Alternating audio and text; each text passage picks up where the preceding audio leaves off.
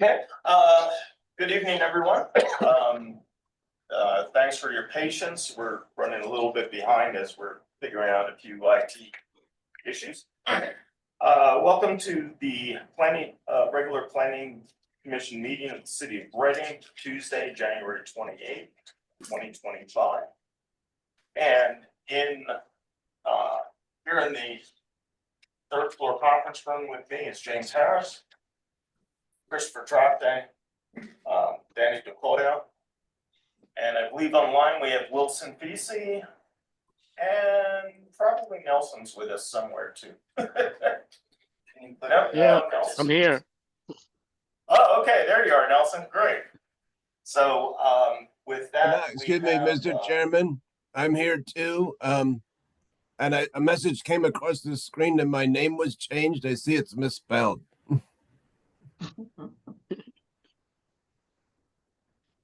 We did that to get your attention, sir. I caught that.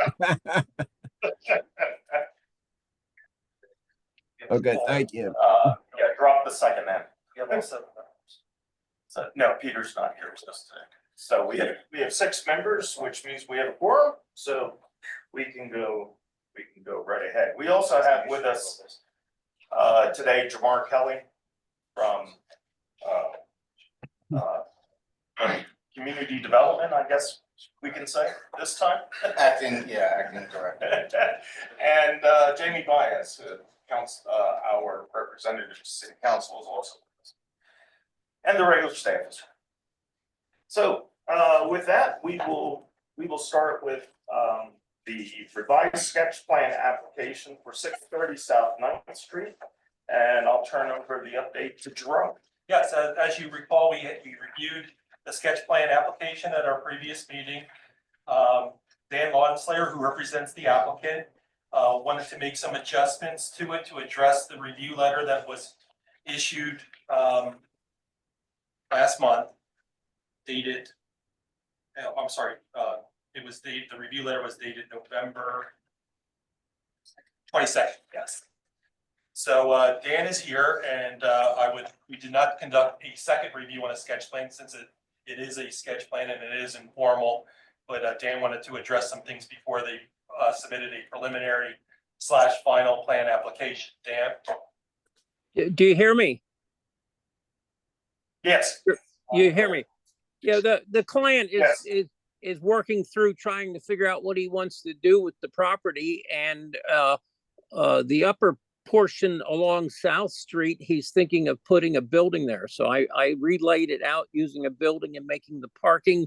He is looking at that to be like some flex space with very few, an employee or two. I think there's four bays in there at 10 gallons per person. That would be less than an EDU. So we probably wouldn't need a sewer module unless somebody thinks we'd need. We broke it into several phases because to do the curb and sidewalk will be really punishing to do it all at one time for the guy. So he'd like to do the part along 9th Street and Laurel Street first, and then proceed up 9th Street to South Street, and then the last piece up along South Street would be the third phase. So if people can give us some comments on what they think, we can move to a preliminary final plan next. Emily gave me the review fees, so we can make a submission for next time. I have lighting on it, and I addressed most of the things that the last review letter had in making it look more conducive to what the guy wants to build.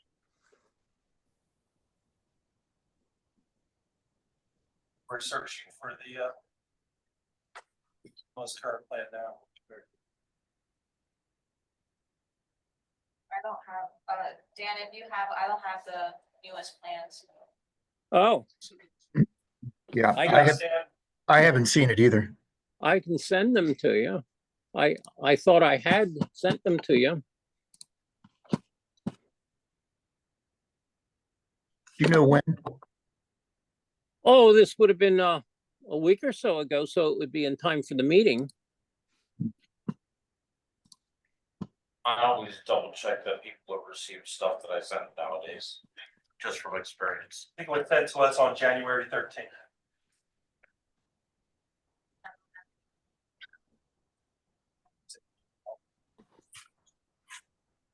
I've got it, Chair.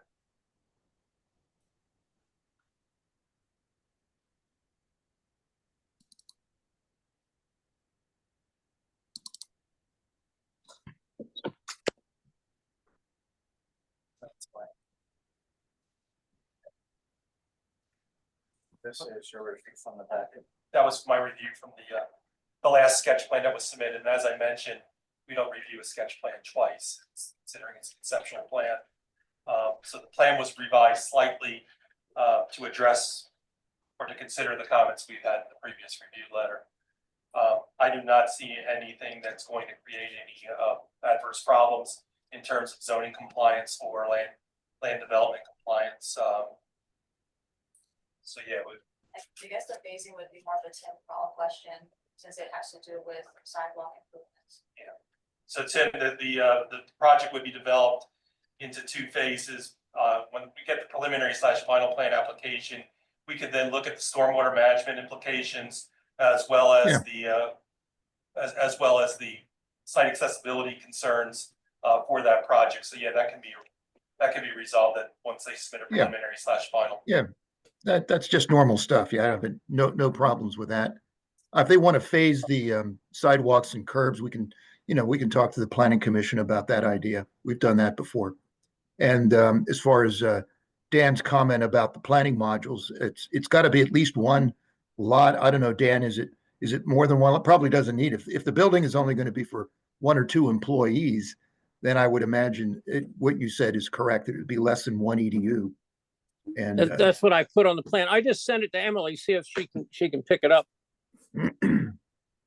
yeah, so I'll go along with what you said there. If it's just for the 1 or 2 employees, the default 1 EDU would be sufficient, and additional planning wouldn't be required. I didn't do any stormwater calculations yet, but I did put a catch basin at the corner of the parking lot at 9th and Laurel. Because all that water runs down and runs across the curb and sidewalk and somehow gets out to the street. That way we can collect it and drop it into the existing catch basin there on the corner.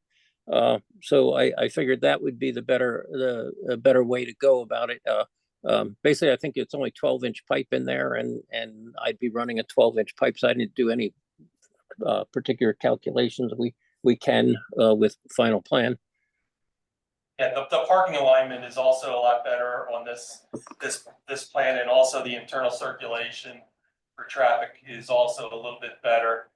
Keeping in mind that there will be 3 points of ingress and egress, mostly trying to stick to the existing ones or ones that would make the most sense. There's one off of East Laurel. There's one off of South 9th, and Well, there's 2 off of also East one off Laurel. South. There's 2 Okay. off of East Laurel because he wants to have that portion of the lot closest to Laurel Street there for the auto sales. And that would be separated from the part on the end that would be the southern side of the 9th Street section. That would be a separate section fenced off. Does that meet the separation distance between the intersection and the driveway? I believe so. What do we need? Usually it's about 70 feet, isn't it? No, I think it's 40 Oh, well, then Yeah, they both make that. for commercial. Yeah. Yeah, because you have 13 feet and then 6 feet and then 20 feet. Yeah, so we got 40 feet in there to the one, the closest one to Laurel and 9th and the. We don't And want everything else both. is fine.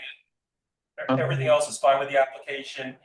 Certainly the steep slope implications that we had mentioned last time, they're the same. They're not going to be encroaching upon those any more than what's already been encroached upon. So I think that those are. So this seems to be a little bit better design. I do have a quick question, Dan. So what exactly is going in this flex building? Well, he does, he wants to look at what zoning would allow in there, but he'd want to be able to rent sections, you know, like maybe a little machine shop, you know, so a plumber's, warehouse, you know, to send their trucks out from.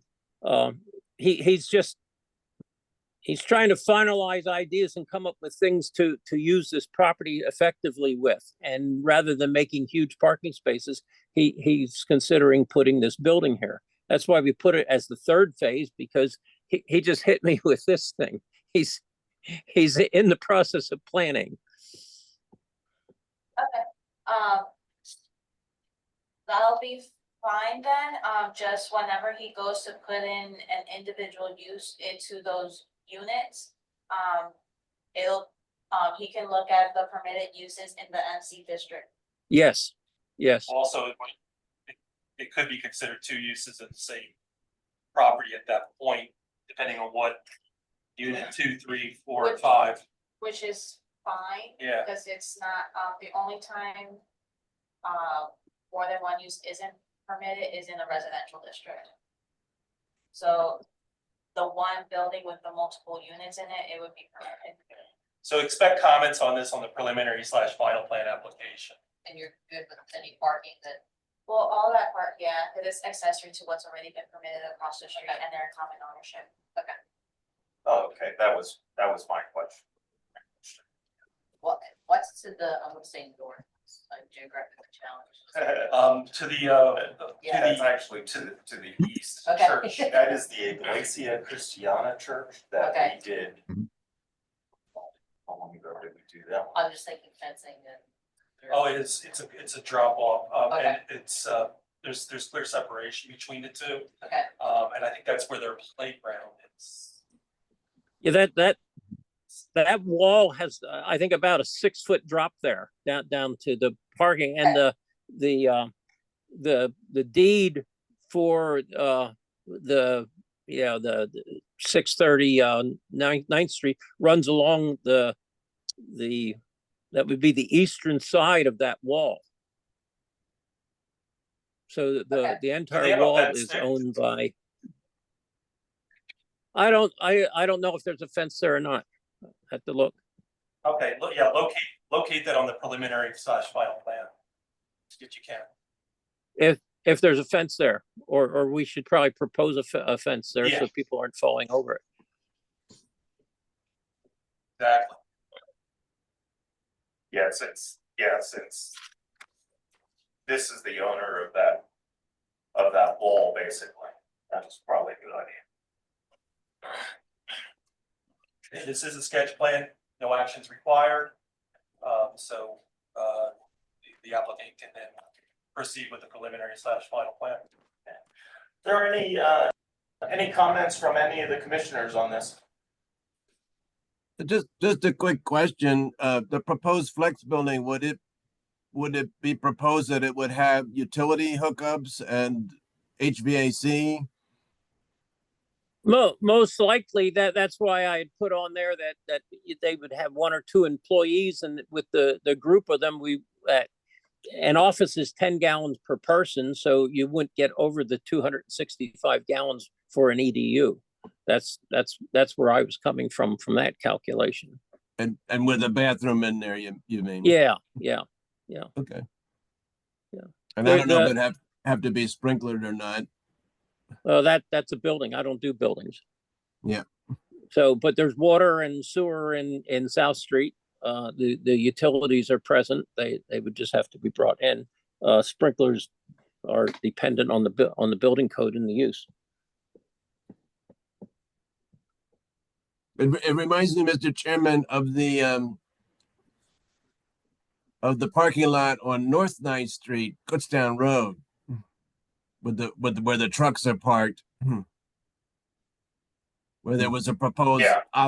an office to be put on. It should be no problem. It's just, I was just thinking of what if any concerns we had about that. I don't really think we had any. It's just, it's similar to that. I think that was to be even smaller perhaps than what's being talked about, just like an office for the truckers to check in. Right. So it's not something we Yeah. haven't seen before.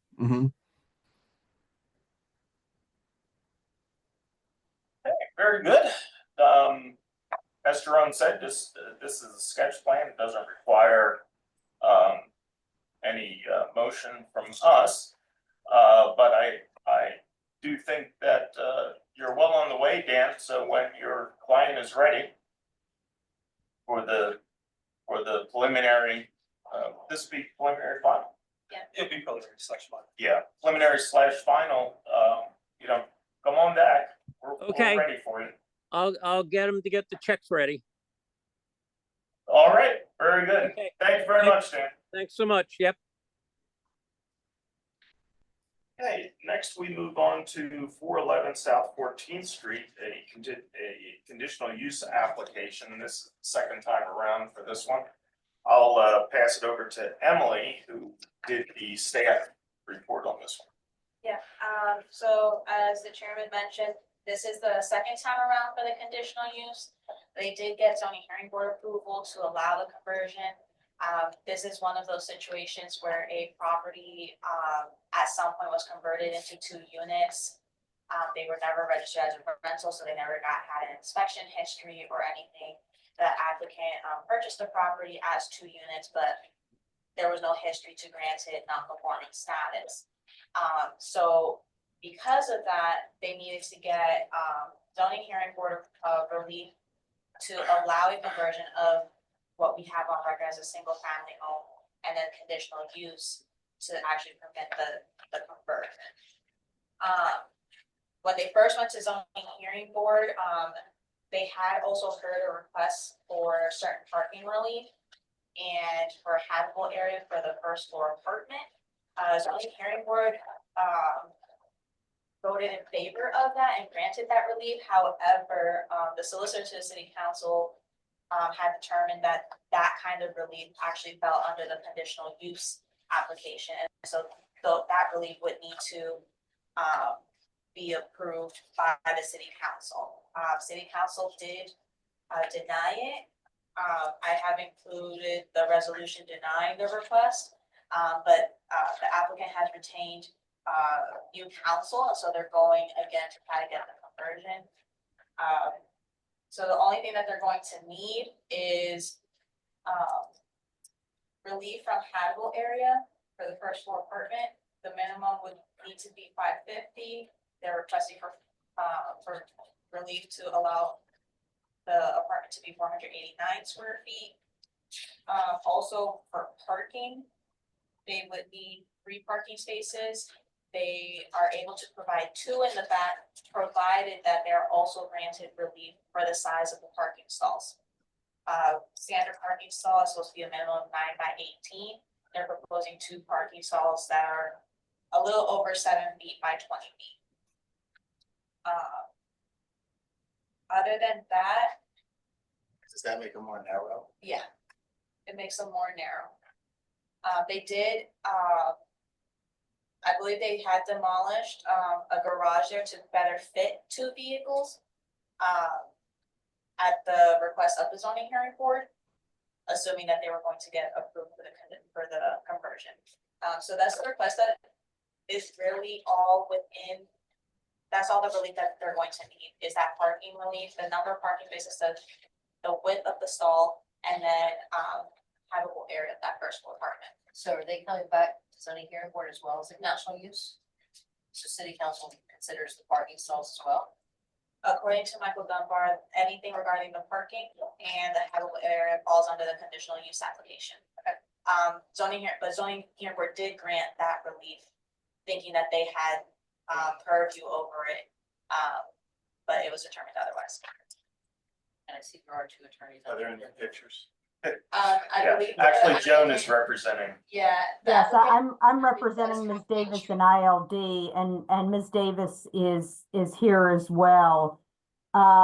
you have the application and we're asking for a recommendation, a favorable recommendation from the planning commission for the conditional use approval. This property, as Ms. Diaz-Melendez had said, was converted prior to Ms. Davis and ILD purchasing the property. We are willing to agree to the same conditions as they were willing to agree before the zoning hearing board as far as limiting the occupancy to single or couple. That will have the effect of limiting the number of cars. It should also be taken into consideration that what we're talking about, two spaces versus 3 required spaces, is that there is ample on-street parking in the area, as well as providing the 2 off-street spaces. It's an R3 district. This is it's not going to change the character of the area at all to allow the 2 units. It's going to allow the 2 units, as you can see from the plans, to be rehabilitated, make them code compliant housing, which is very much in demand in the area. And it will, it's not going to lead to any greater traffic congestion or overcrowding, to allow the 1 smaller unit and relief from 1 parking space.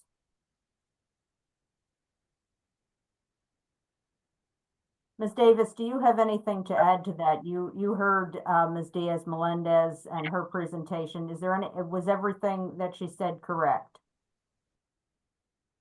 You're on mute. Unmute yourself, Mercedes.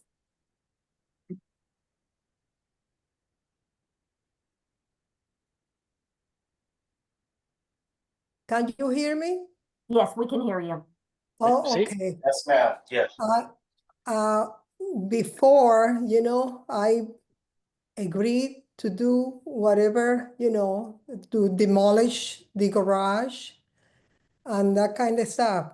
All what they request before, I agree with.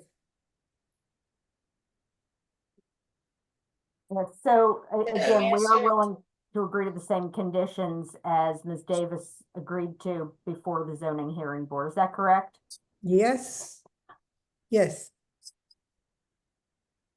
To answer Jamar's question about pictures, Mercedes, I know you have shown them to me previously, but do you still have those pictures from when you purchased the property? Pictures, you say? Yeah, I remember when you first applied, you had shown me some pictures of the condition of the units from when you first purchased the property. Do you still have those? Probably, but I don't remember. Is it I- possible? I mean, I don't have them. Is it possible your prior attorney has them and I could ask him?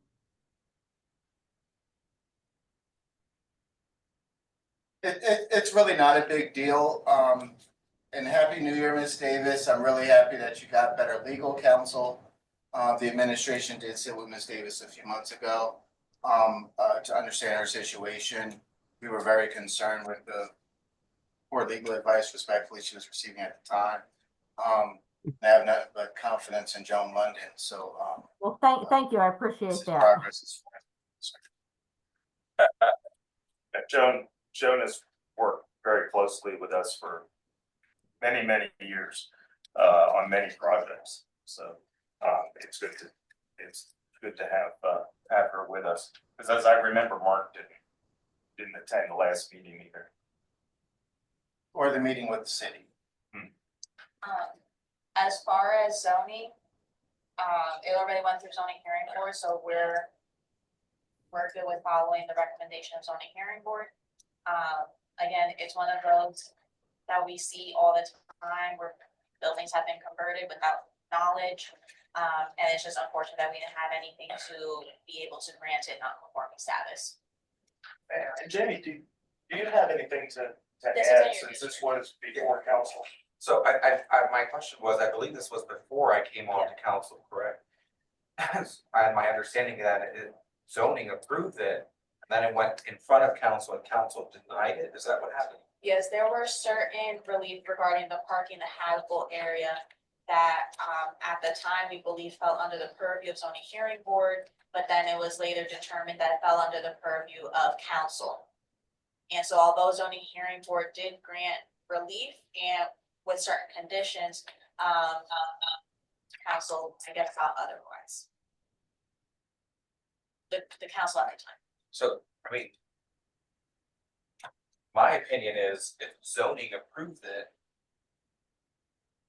and that's their specialty, then why? Because certain uses have to be granted by council, so that's why it's coming to council versus a zoning hearing. So will this come to council again? Yeah. Yes, Wonder why it would be.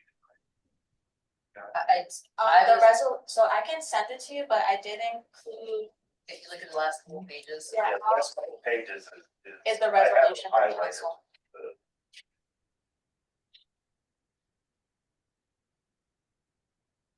Yeah, the zoning hearing board took the position that it met the conditions for variance, which are hardship conditions. A conditional use is more like a special exception standard. So the next step is the conditional use hearing. And I'll forward it to you, Jamie, just. Thank you, Emily. And, so yeah, so my opinion is if zoning approved it, I'm on board with it. I don't, Mhm. I mean, we're in need of housing. yeah, and Going down and 5,000 units. I think Ms. Davis's point is that it was basically already converted to deconverted Right. would be good financial hardship. Could be a hardship. Yeah, if zoning approved it, we're down 5,000 units. I'm on board with this. I'm hoping that the body will be on board as well. Okay. If I may, my only, in quickly reviewing it, I see the requirement to comply with building codes and fire codes and occupancy code. I would just add the condition to make sure they get the appropriate The appropriate. rental. Okay, yeah. Yeah, it's not. Michelle, it's could not you exactly repeat that? spelled out, but that would be Michelle, could you repeat that? Which code just- was that? rental permits, the decision. If this commission recommends approval, I would just recommend the same conditions with the addition of obtaining rental permits at the appropriate times. Okay, thank you. Yes. For property maintenance, yes. It's just not completely spelled out in either decision.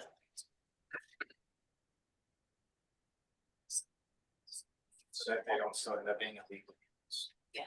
You're correct. Yeah, this way we can get this fixed. And Joan, your client is okay with that, Ms. Davis is okay with that? With the obtaining rental permits? Yes, Ms. Davis, do you agree to the condition of obtaining rental permits if the approval is granted Yes, and compliance with all codes? yes. Yes.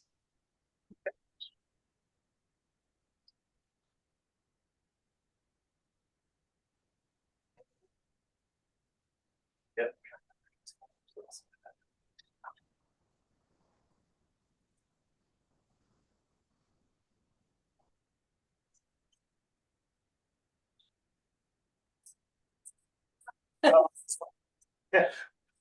Does anyone from the commission have any comments on this?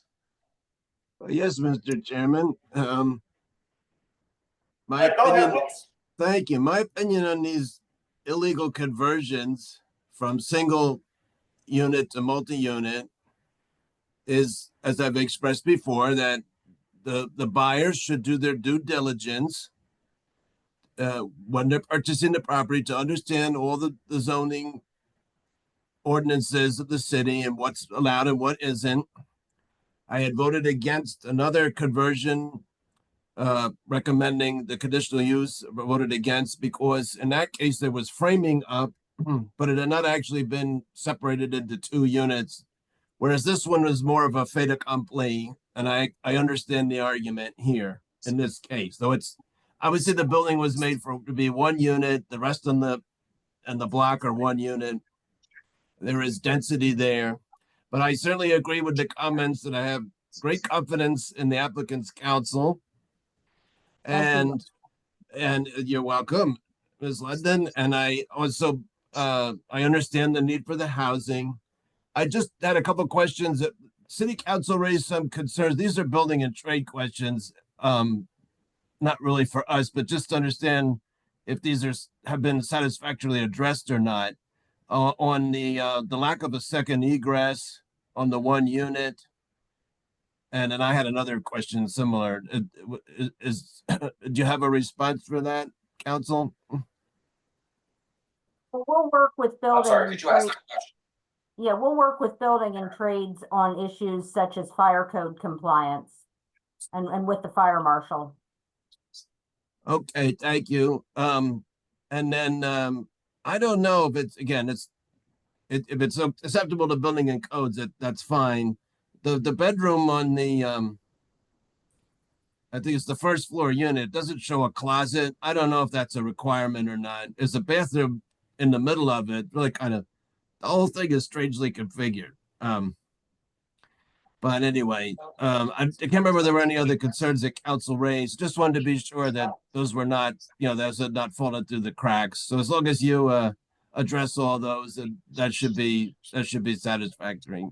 I think those items really are market type items as to whether individuals looking to rent apartments would Mhm. consider that desirable or not. You might be more so right than about that. codes. Yeah, it might be right. I just wasn't sure, but thank you.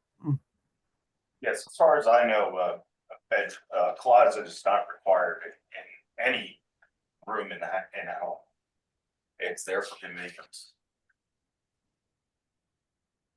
Okay, anything from anyone else? I have a question. Sure. I noticed that this was publicated in the Reading Eagle. Was there any feedback from neighbors, from the community? Was there any, whether positive or negative? Does anybody know that?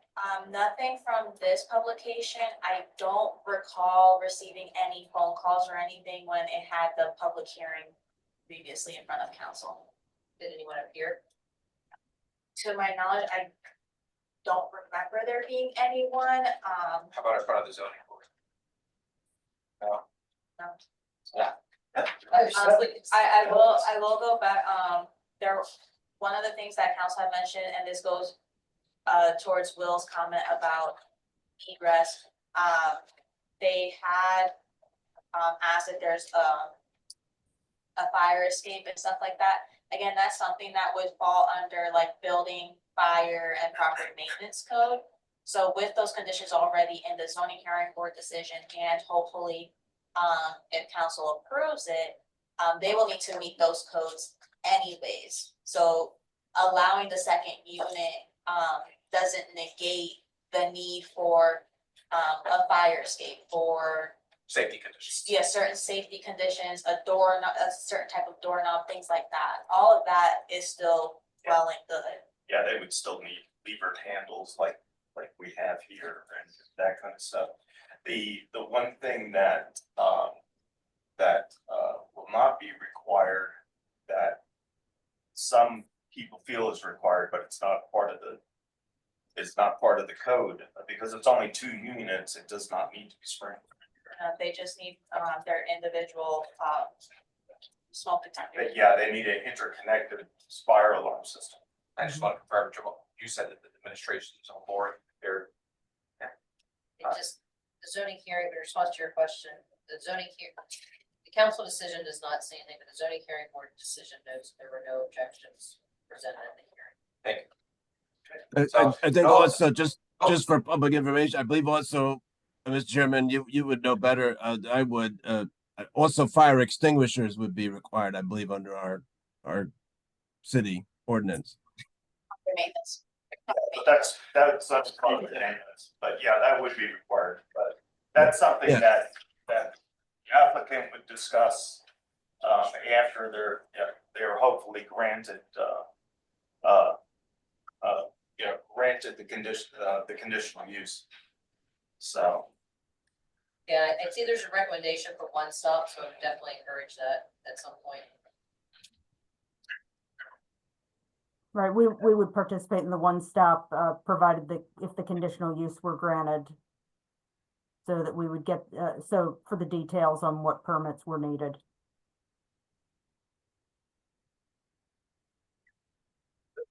So just one last comment. I just want to confirm, the administration's on board as a liaison to council and the counselor to that district. I'm on board. There were no objections from the zoning hearing board. There were no objections from neighbors or residents either at that zoning hearing board or at the council meeting that we're aware of.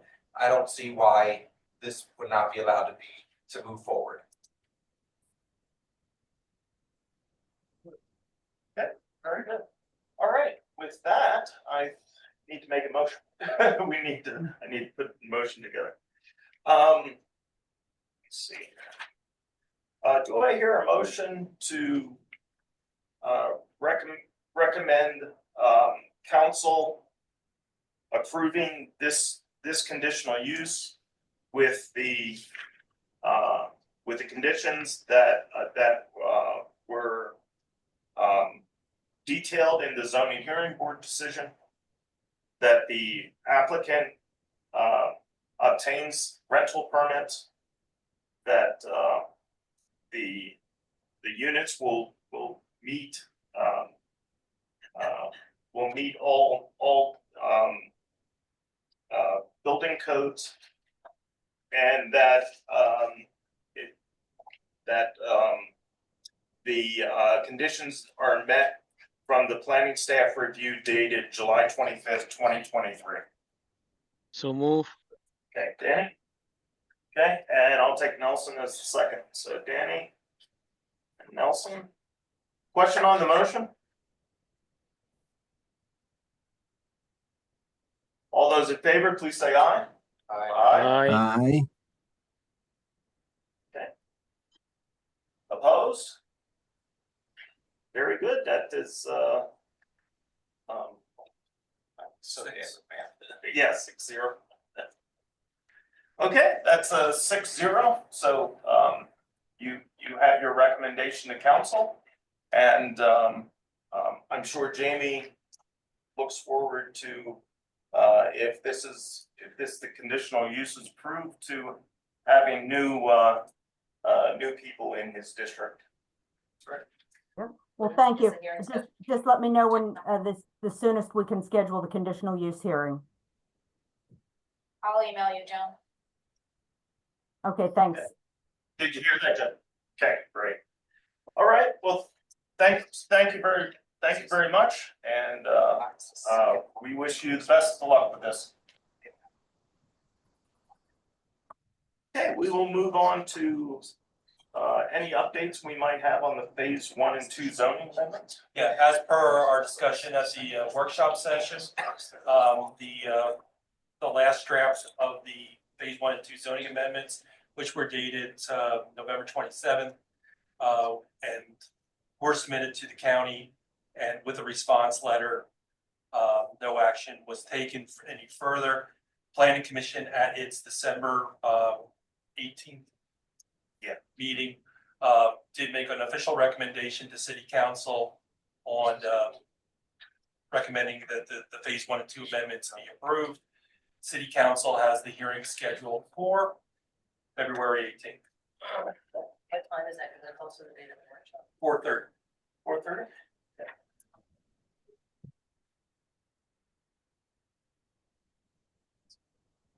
Not mine. That's this workshop at 5:30. On that, the staff also did a letter to reinforce the amendments, but also the county is willing to come and join the meeting during that presentation. Okay, next we have the plans requiring reaffirmation. Mr. Chair, will you be able to attend that, to make council aware that these are just the beginning of changes to these amendments, that there are a whole nother set of changes? Oh, that- yeah, I would be glad to make sure I'm there. We're at the beginning, not the end. Yeah, Yeah, and then This all connects to being able to produce 5,000 units of housing over the next 20, 30 years. mhm. Dot, dot, dot, dot. so yeah, the phase 3 and 4, 5 amendments will then be displayed. We didn't want to confuse anyone at this point, but that is the appropriate time once we get these approved to discuss. So I will be glad to be there. I'd be glad to attend and give the rundown that I've got it. Yeah, no, we got the timeline and all of that stuff. there we go. Yeah, because here's, But I think it's important that they hear from the city planning commission more than the county. yeah, That these are, we've done all the studies, we've all looked at this for years now. We need to implement these changes so we can get to the next set and then the next set after. yeah, and the next set that's on our priority list looks like parking and loading. Parking and loading is almost already completed, but it needs to be reintroduced. And there are other issues such as medical marijuana, Probably with sidewalk cafes and food trucks. food trucks are on, yeah, sidewalk cafes, food trucks are on there. Yeah. And short-term rentals, Yep, so, and there's a couple others. For short-term rentals, it was one of the conversations that me and Shannon had regarding some zoning issues, and so she's already taking a stab at a draft. It's already got completed. Oh, we have one? Yeah, I developed that with David Paris.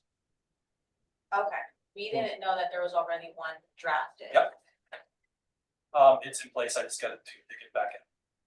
Okay, And can then research you them. send it to me? perhaps integrate the two if something's missing. Yeah, could you just send it to me then, that way I won't have her do double the work. That's how we're built for.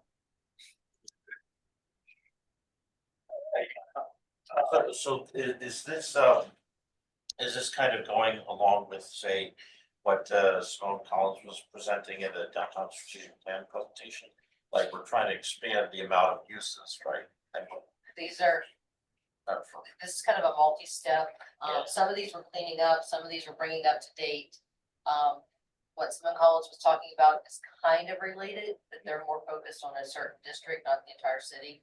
Oh, These things that we're looking right. at are gonna be mostly citywide, Okay, but at least various zoning districts. interesting. So as compared with the Simone Collins one, how many uses are in this one as opposed to that? Well, we can't really talk about uses. These are, like, we're looking at amending and or creating short-term rental regulations, updating the medical marijuana, creating and or amending sidewalk cafes and food truck language. So, and then in addition to zoning, have parking. And related to this Simone Collins TOD, that's the phase 2 amendments, the adaptive reuse. Which they had recommendations which council mixed about conditional use Yes. or something. Adaptive reuse, yes. Yeah, adaptive, yeah, they wanted adaptive reuse by right in the commercial core and council. Yeah, Didn't like I it. think the biggest confusion with that is that since we're permitting under special exception, those like the 10% reductions and things like that, they thought that with adaptive reuse being permitted by right in the CC, that also those reductions would be permitted by right. I think if we were to present it again and make that distinction, that if they want a reduction and still need special exception, they might receive it a little bit better. Okay, maybe we can look at that. We're so close with this phase 1 and phase 2 Yeah. that talks about adaptive reuse. I don't know if we want to revisit that right now. No, it wouldn't be in the adaptive reuse, it would be changing how it's permitted in the CC. Okay, just. Yeah, it wouldn't be changing the adaptive reuse, it Okay. would just be where it's permitted. Okay. Okay, next, looking at plans that are requiring reaffirmation, and I assume that Jonas stayed on with us because you still represent the Burn Street Car Wash?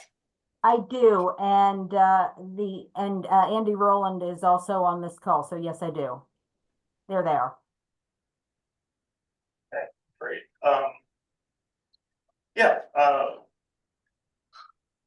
do we have any updates on this? Or we just need to do the reaffirmation? So, yes, just to give an update, the Bird Street Car Wash has, reemerged. They have settled on I'll be the over. amount that was owed, previously owed, to the city in terms of review fees. We did, back in January 17th, 2024, we did issue, conditions of municipal approval, which were, provided to, the planning commission as well as the applicant.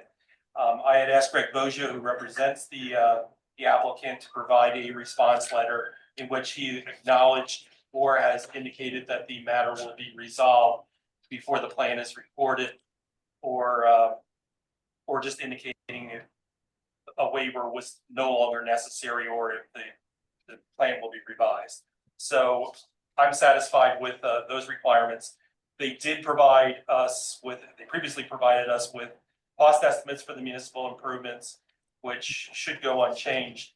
The municipal improvements agreement, as well as the stormwater management maintenance agreement, would need to be updated to reflect the new owners of the property. And if I'm stating anything incorrectly, please let me know. But I think that that's it, and the applicant would be required to submit the required fees in order to cover the project until it's approved. And we're prepared to do that. There was a response letter to Hawk Valley dated January 25th, 2024, which acknowledged certain items as either having been done or needing to be done, and that certain waivers that were no longer requested. Good evening. I'm Ilia Herrera. I'm from Boja Engineering. I'm representing Greg Boja on the phone call. Yes, we did make the submission back in January 25th of 2024. And back then, majority of the comments were addressed. We, in fact, even provided a revised stormwater report that addressed all the stormwater comments that were on the letter from January 17th. We did provided a copy of the letter that was submitted back in 2024 again to Jerome. So he has the copy, the original copy from that submission. I don't know if he was able to go through the stormwater comments, but we can certainly provide another copy for that. And then we also stated that the waiver for the waiver were needed before, based on what was required of the conditional letter before. Okay, there was one other issue that, and Tim may be able to respond to it once he gets to it, and I'll just defer it to him. Is the sidewalk was to be replaced along North Fifth Street. However, the curbing was located immediately adjacent to the sidewalk, and it appeared that the curbing would not be replaced. And I think we brought that back up to Public Works' attention, just to see if there was any comments. And Tim, I don't know if you recall that, or if you want to make any comments on it, but that's something I think is still an unresolved issue. But I'll let you talk. Yeah, I'll have to go back and take a look at my notes. I do remember the sidewalk being replaced, and I don't remember what we came to an agreement. I'll have to go back and look at my notes. I believe that it was, Okay. Yeah, that it was one part of the sidewalk on one side, but not the curb. Yeah, and then the curbs, if you look at the details, Joe, the curb is located immediately adjacent to the sidewalk. So the discussion was, how can you take out the sidewalk and retain the curbs or the integrity of the curb without destroying the curb? So that was my question to Public Works. Okay. But it's I don't think we ever resolved. It's still my understanding that when the conditional approval was provided, those were still situations that at the time you deemed appropriate that we could still work through. Yeah, the question is, if the curb would need to be replaced, either because of its current condition or because it being affected by the demolition of the sidewalk, that would require an HOP because that's on the Fifth Street side, which is a state highway. I don't remember if that was addressed because I think you received an HOP, didn't this? Again, I'm going back 2 years here. I have to look in our files. I'm not 100% aware of what we concluded in that aspect. Yeah, I'll check mine too and see. That was the only unresolved issue that I had in my notes, with this project. Everything else was stipulated within the conditions of approval, and this may have been taken care of. We may have resolved this, a year or two ago, Yeah, so, yeah, I'm so not it prepared. wasn't. I just wanted to make sure. I mean, just to answer the question about its sidewalk, we can repair or replace sidewalks without affecting curbs. That's commonly done, unless they're all poured in one pour. And even then, well, we'd have to take a look. I doubt that's the way it is, but you can replace a sidewalk without having to replace curbs. So, but again, I don't know what was specifically resolved with respect to the Fifth Street side on this property.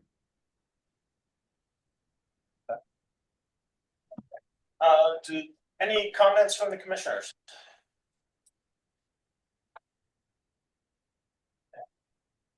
Hearing none, do I hear a motion to reaffirm the land development plan for the Burn Street car wash? With the condition that all of the items listed on the Hawk Valley review letter of January 17th, 2024 are met to the met to the approval of staff.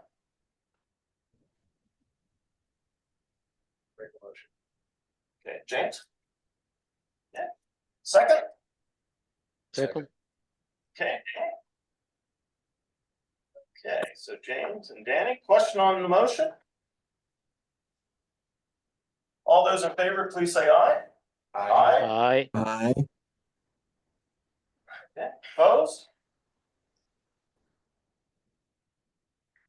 Very good. We thank the applicant for being, keeping to follow through on this. Because it is a huge project and it takes a long time sometimes to get everything in place, and we completely understand that. All right, well, thank you. And Michelle, I'll be in touch with the agreements with that revision. Okay, thank you. Yeah, you have the latest ones, and if the name is the only thing, I'll make that change. Thank you. Right. Thank you. There's a discussion I need to have with Tim regarding the escrow for stormwater, and that's the only other thing that I need to be involved with, so All right, I'll have the discussion, let you know. all right. Okay. Thank you. Good night. Thank you. Thank you. Thank you. Okay, thank you. Yeah, I should have taken care of this earlier and I forgot, so I have it right at the top. Let's figure out why we're reaffirming plans. Okay. All right, so here, before we can move on to reaffirm the next plan, we actually have to have a motion to amend the agenda as published on the city website, to add that under plans requiring reaffirmation, we add a 6B where to reaffirm the plan for the Berkshire building, and also to add to the end of the agenda a motion for escrow release for 645 North 6th Street, which is the Hope Rescue Mission / Lighthouse women's and children's shelter. Mr. Chairman, if I may just to clarify, these issues came up within the last 24 hours. And they do not involve expenditure of any city funds. Which Do I hear a item would, motion to- which item would the Hope Rescue be? What number? Are we putting That in would be that? number 12. Right. I'm putting that as number 12, and then, which moves it, the adjournment to 13. Right. We forgot to approve the agenda anyway, so that's good. This is coming up.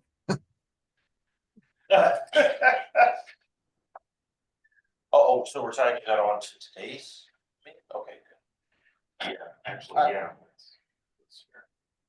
Okay. So, Hold on till then, yeah.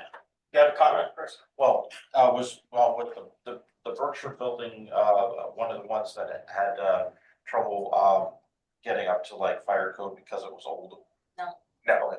no, this is a very, very technical issue that's going on here. Oh, okay. All right, so with that, do I hear a motion to amend the agenda and accept the agenda with the amendments? To move. Okay, James? Okay, Nelson? Question on the motion? All those in favor, please say aye. Aye. Aye. Opposed? Very good. We now have an agenda. I gotta remind that, always remember to have it on my sheet, because if Right. it's not spelled out for me, I often forget, so.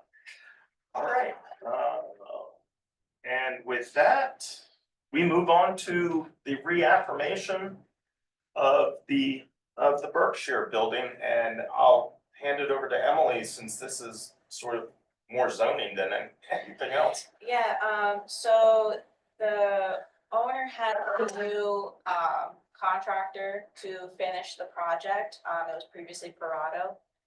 So the contractor reached out to me about what needed to be finished up for zoning. This was a plan that it was recorded, however, did not have any planning commissioner's signatures on the plan. That was discovered back in 2023. They, I don't remember if it was Parado or Boja that submitted the reaffirmation request, but a reaffirmation request was submitted. They were granted reaffirmation in 2023. However, there wasn't any signed plans recorded after that reaffirmation. So I explained that to Daniel Pritzker. He's here to kind of give an update on that project, since it's kind of been a while, and kind of what's been going on with it.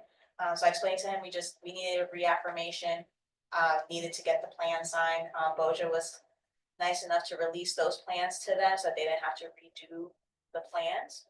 And yeah, that's pretty much all I have. I'll let Daniel take the floor, and I don't know if he has someone else that's going to speak with him.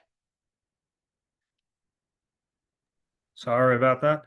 No, I'm the only one here. I think the owner Mike joined. I took over the project about a year ago. I don't know if you guys Parado wasn't performing, wasn't getting it done. We've moved along very nicely. From my understanding, when I took it over, zoning was fully approved and everything. And we're getting close to finish, and I just wanted to confirm, make sure there wouldn't be any hiccups, because the owner's really looking to get to fill the building. That's why I reached out to Emily. We've had so many hiccups with many different things that they dropped the ball on, with fire and steer pressurization and elevator stuff. So I just wanted to make sure everything was correct, and I'm happy I did, because we need to get this signed. We have kitchens in 50% of the building. We got, we're getting close. I would say we're about 80% in on finishing up. So that's about where we're holding, and the landlord's looking to start leasing soon. Fill the building with what?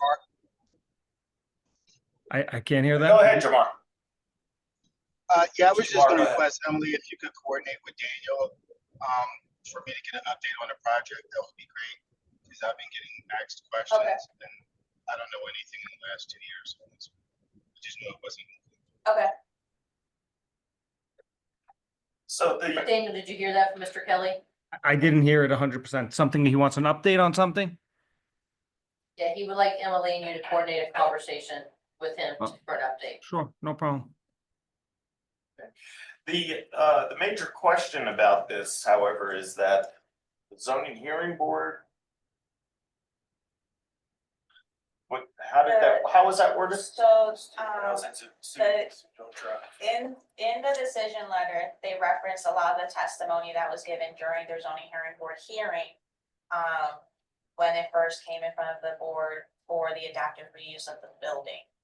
There was a lot of emphasis that this would serve Alvernia students or college students in general. That was referenced a lot in the decision letter. I know that there was a concern brought by some people.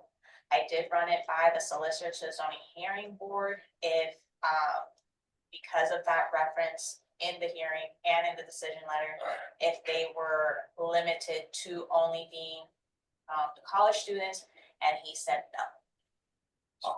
Foreign exchange students who didn't drive. Yes. So, but according to Steve Price, he said that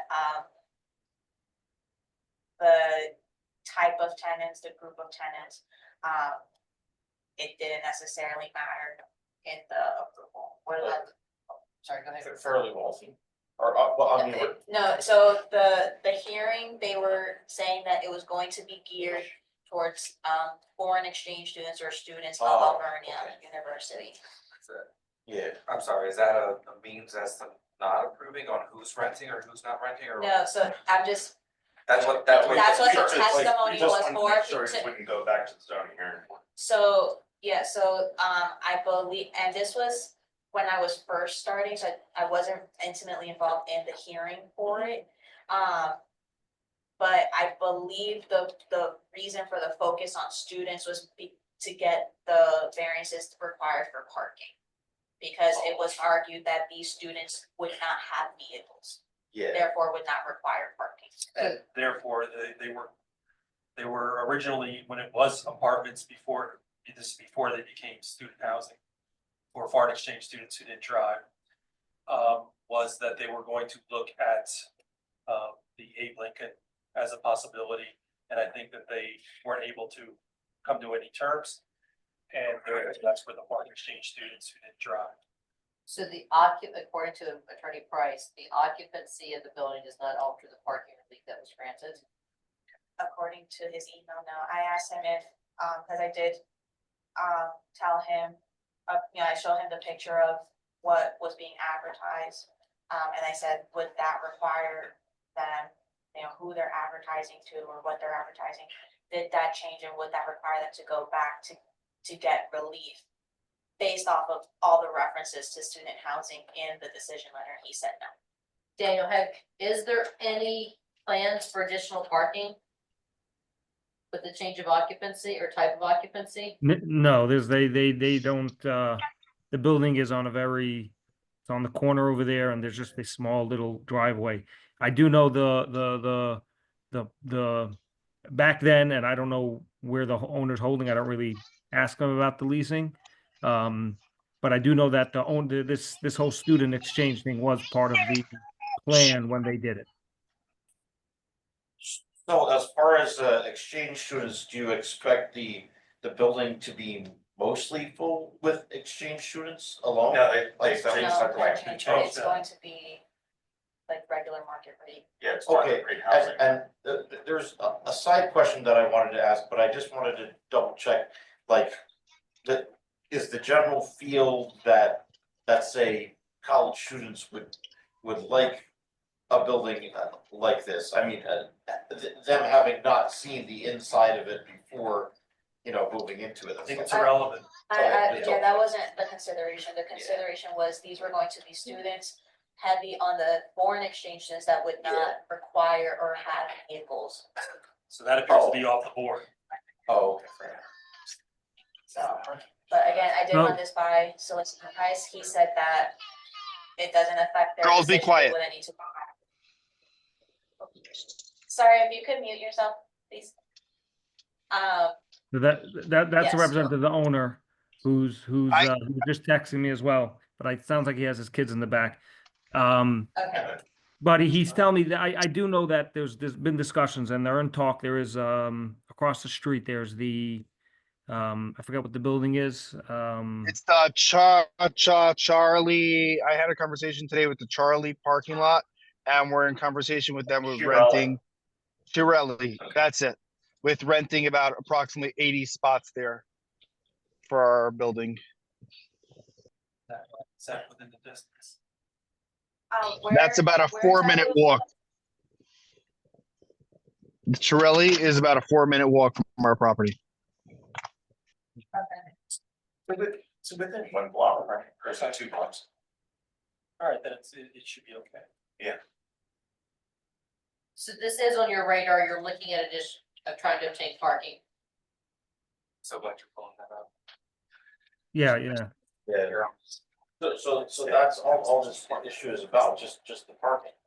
So, No, the issue Yeah, is just but now they it's need part of the reaffirmation because a plan needs to be approved within Speaks to 90 him. days of reporting. right, That's the big issue. so the thing is, if I think you understand the question. if a certain percentage of the apartments are going to be occupied by international students that have no cars, That's not, what percentage would you estimate, would need parking? that's all stuff that is part of the zoning hearing board relief that's requested, and during the hearing, we don't make those determinations. They use those facts to back up their request for relief. So this is basically just So- the recommendation, right? So they, as the owner said, he's going to be looking at getting parking. Parking elsewhere? Yes, Okay, gotcha. at the Shirelli lot. Which appears to meet the zoning requirement for Third distance. court. Interesting. Wait, which was the Shirelli? Sorry, 30 court, sure. yeah, it's gonna be Wait, yeah, is that 2 blocks? further. If I could add in also the So what entire you have- building.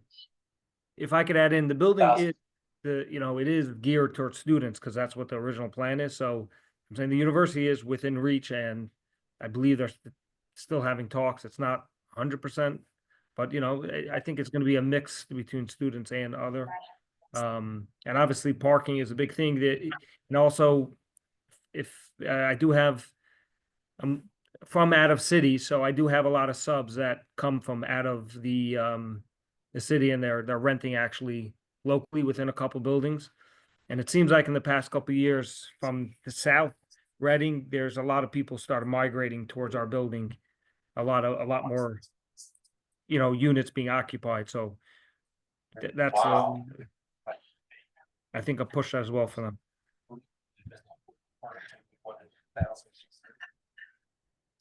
Well, I'm just curious with because the question is only on the reaffirmation, but with the change of the scope, which I figured because I saw the rental signs up, is there a change in the proposed use for the first floor space? It was a wonderful restaurant space in the past, and the second floor or the mezzanine was a ballroom space.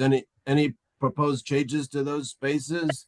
So the ballroom is actually going to be turned into exercise fitness room for the tenants. And the downstairs, there's going to be a very nice business center for the tenants. And then there's tons of other space where the Spanish used to be and the front, and they're going to be leasing out. Right now, we're using it as a staging area for construction. We have tremendous amount of, it's 79 units. So we have appliances and kitchens coming in. So it's right now being used as staging, but the plan is to use that, to lease that out, same use as before.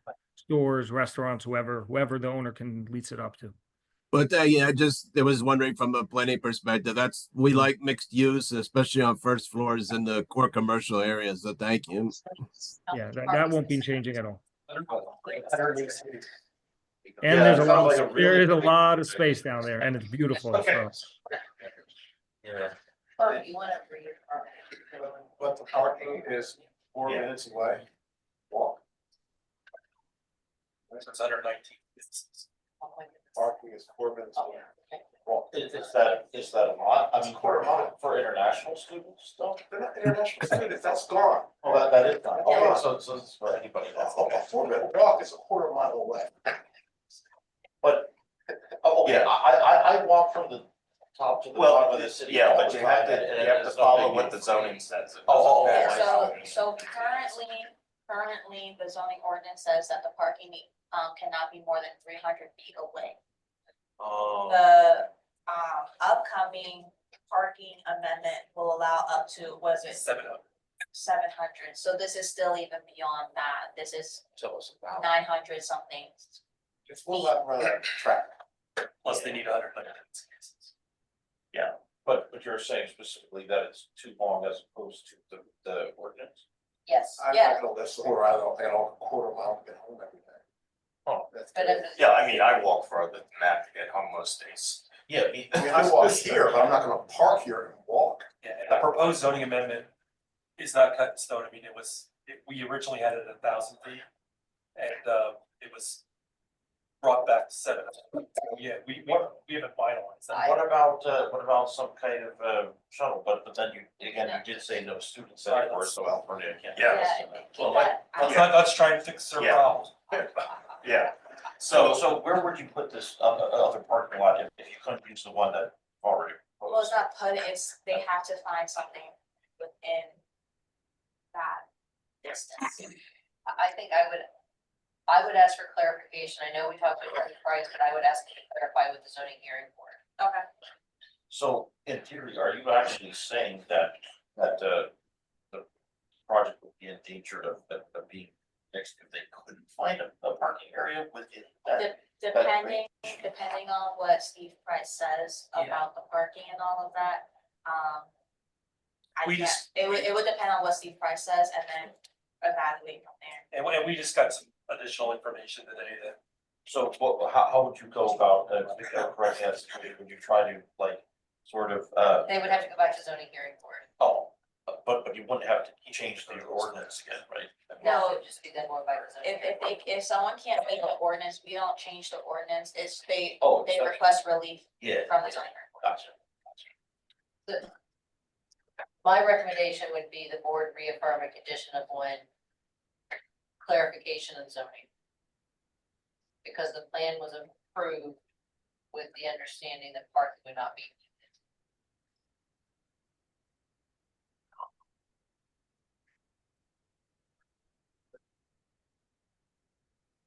okay. That, I think we'll go ahead and, I'll ask for a motion to reaffirm the land development plan for the Berkshire building with the condition that the applicant receives clarification from zoning on the parking conditions. I'll get clarification from Steve Price regarding that. Very in good. writing. In writing. Yep. Okay, do I hear, I'll make a motion. hear a motion? James? I'll second that. Okay, and that was Chris, right? Yep. Okay, question on the motion? All those in favor, please say aye. Aye. Opposed? Very good. And if you secure parking, please let Emily know and the number of spots. Yeah, I'll be in contact with you. I'll be in contact with you then. I'll reach out to the solicitor for zoning hearing board, get that clarification for you, and then we'll go from there. Perfect. Excellent. Really appreciate it. Thank you, Emily. We'll be in touch. Okay, thank you. Okay, and thank you for joining us today. We really appreciate it, getting some updates on what's going on over there.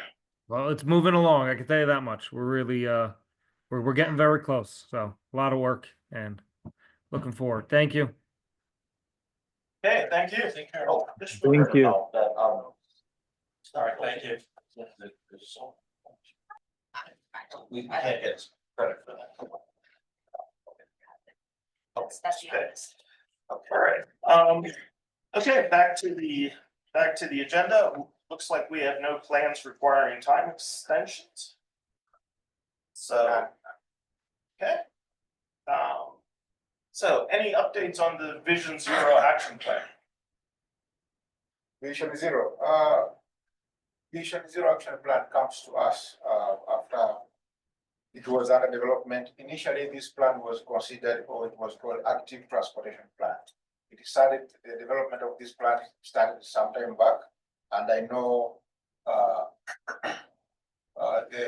the city has been actively supporting this, with Tim Kroll also contributing to this. But at this point, this plan, was presented to us on 21st, and it was called the Vision Zero plan.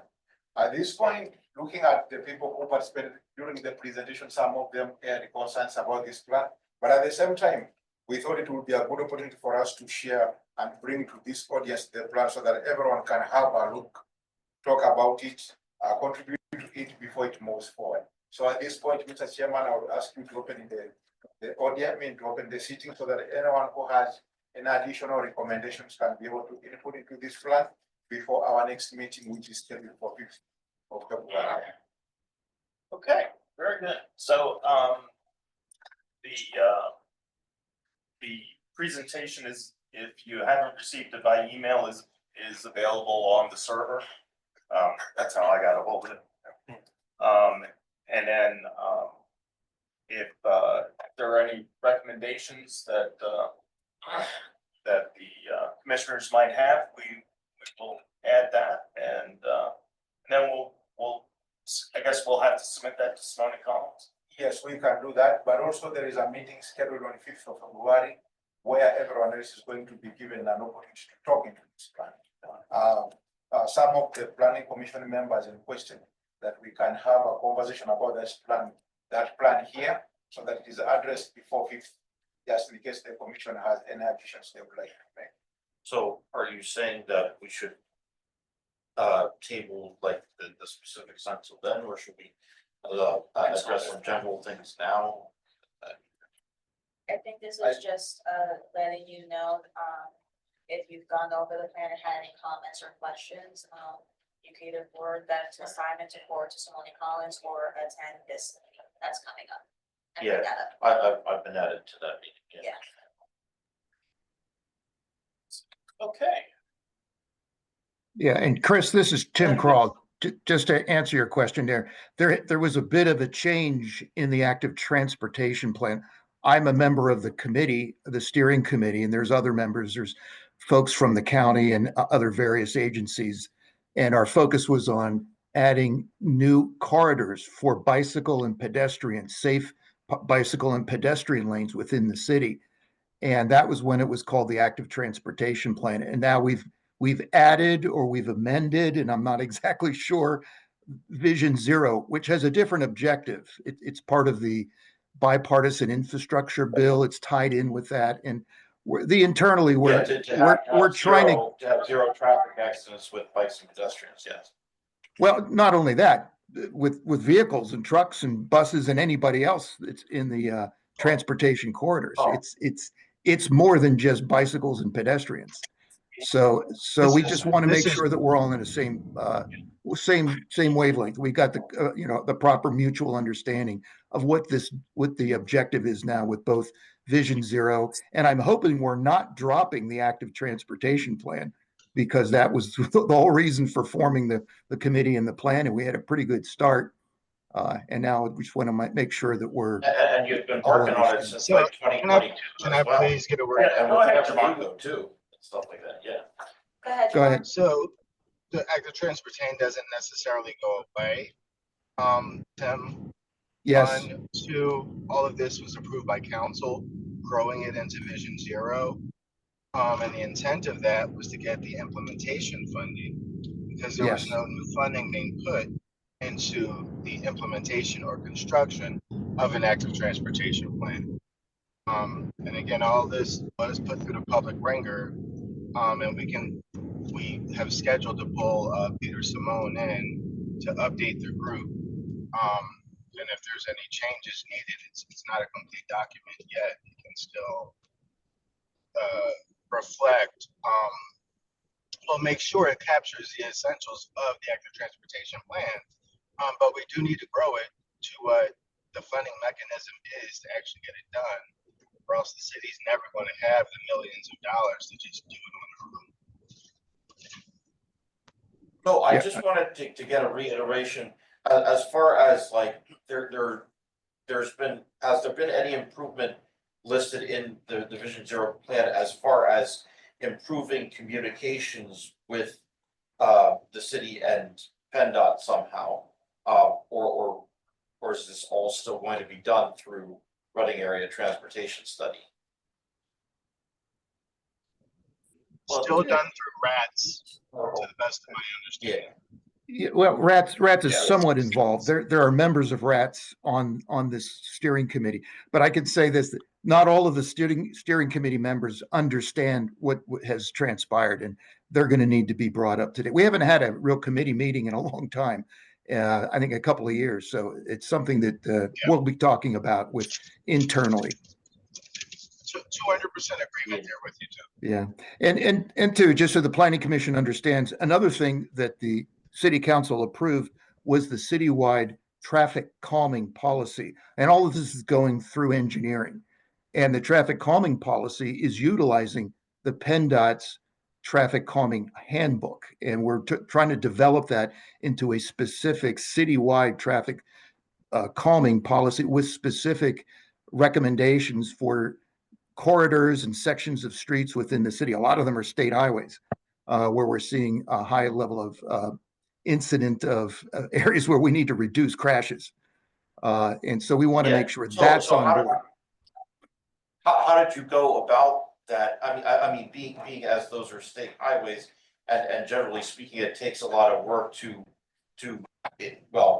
communicate with PennDOT and get them to accept. Well, that's the thing. There's a book called the traffic calming policy that's written by PennDOT. It's like 100 some pages, and right. Yes, and it's very general.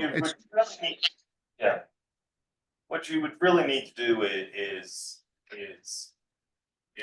download all the PennDOT manuals. There's about 150 or 200 of them the last time I counted, because the manuals cover everything.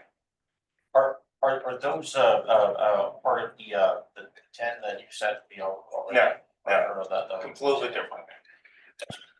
Yeah, if you want to go but it's online, like- if you want to go online, Chris, if you Google PennDOT Traffic Calming Handbook, and I think it's Pub 383 or something like that, you'll get the handbook. And that was officially adopted by City Council last year as the basis or the foundation for the City of Reading's traffic calming policy, which we have our consultant McCormick Taylor drafting that. In fact, we've got a draft already, and it's circulating within within the staff, and we'll be presenting that for an approval here later this year. And then on top of that, we'll have specific areas, like I said, sections of Reading where we're going to be proposing some traffic calming measures. Now, that's not the active transportation plan, but it's all related because it's all happening within the transportation corridors. So, just wondering, just out of curiosity, have you had anything planned in that for the 9th and Washington intersection? I'd have to look at the first of all, the impetus for this came from City Council. They're the ones that wanted the traffic calming policies. It came from them. So we took that and we ran with it with our consultant. We got the draft, and then we also received from City Council a list of specific street intersections and sections of streets within the city. And I don't have that in front of me right now. 5th Street is definitely, you're saying Washington Street? I think, yes, Washington Street is one of the corridors that council would like to see. There's like 10 of them, 10 sections of priority, high priority in this. And the Public Works. I suppose there's no room anywhere along Washington for like a pedestrian bridge, is there? Because there's just such fast traffic going on Washington. Well, I think I would make these comments to the, Yeah, during, to the again, TOD. those are Yeah, comments that yeah. you would make. Either you could type them up and we can forward them, or go attend this meeting and those are the No, comments. that's we what make. we All right, go. okay, we will move on to, where are we moving on to? I gotta look on the TOD. right page. Transit-oriented development, the TOD zone. And I don't know if you've had a chance to look at this, Tim, but at our workshop meeting last week, there was some concern that this TOD overlay is going to be too huge, Yeah, tedious, maybe the word is. Yeah, I too big, I because it only- goes from river. Yeah, I didn't have much of a Right. chance to read it, but I did look at it. I got your email and I had a chance to flip through, but I haven't had a chance to really digest it yet. So I can't really make comments on the TOD tonight. But it is supposed to be the 1/2 mile around the station, right? If I remember right. That's a guideline. Yeah, it's a guideline. So you're saying in some places it's been tweaked and stretched out a little bit or shrunk a little bit, depending on what buildings we want to or something? I think Simone Collins has kind of kept their distances consistent throughout the whole thing. We have made comment about maybe unpacking that a little bit. Certainly to the north and to the south, we were not envisioning it that far because it encroaches upon zoning districts that are industrial related, and I don't think we wanted to interfere with our industrial districts too much because they're not, it's defeating the purpose for the industrial. Yeah, and of course, the industries are probably, are gonna be very protective of the area around that too, yeah. Well, we gotta have a separate meeting on this. Yeah, I think for February, we have a meeting set up. We are, the meeting is set up to start at 10 o'clock, at least for 1 hour to 11 o'clock. The only thing that I did is I included all planning commission members.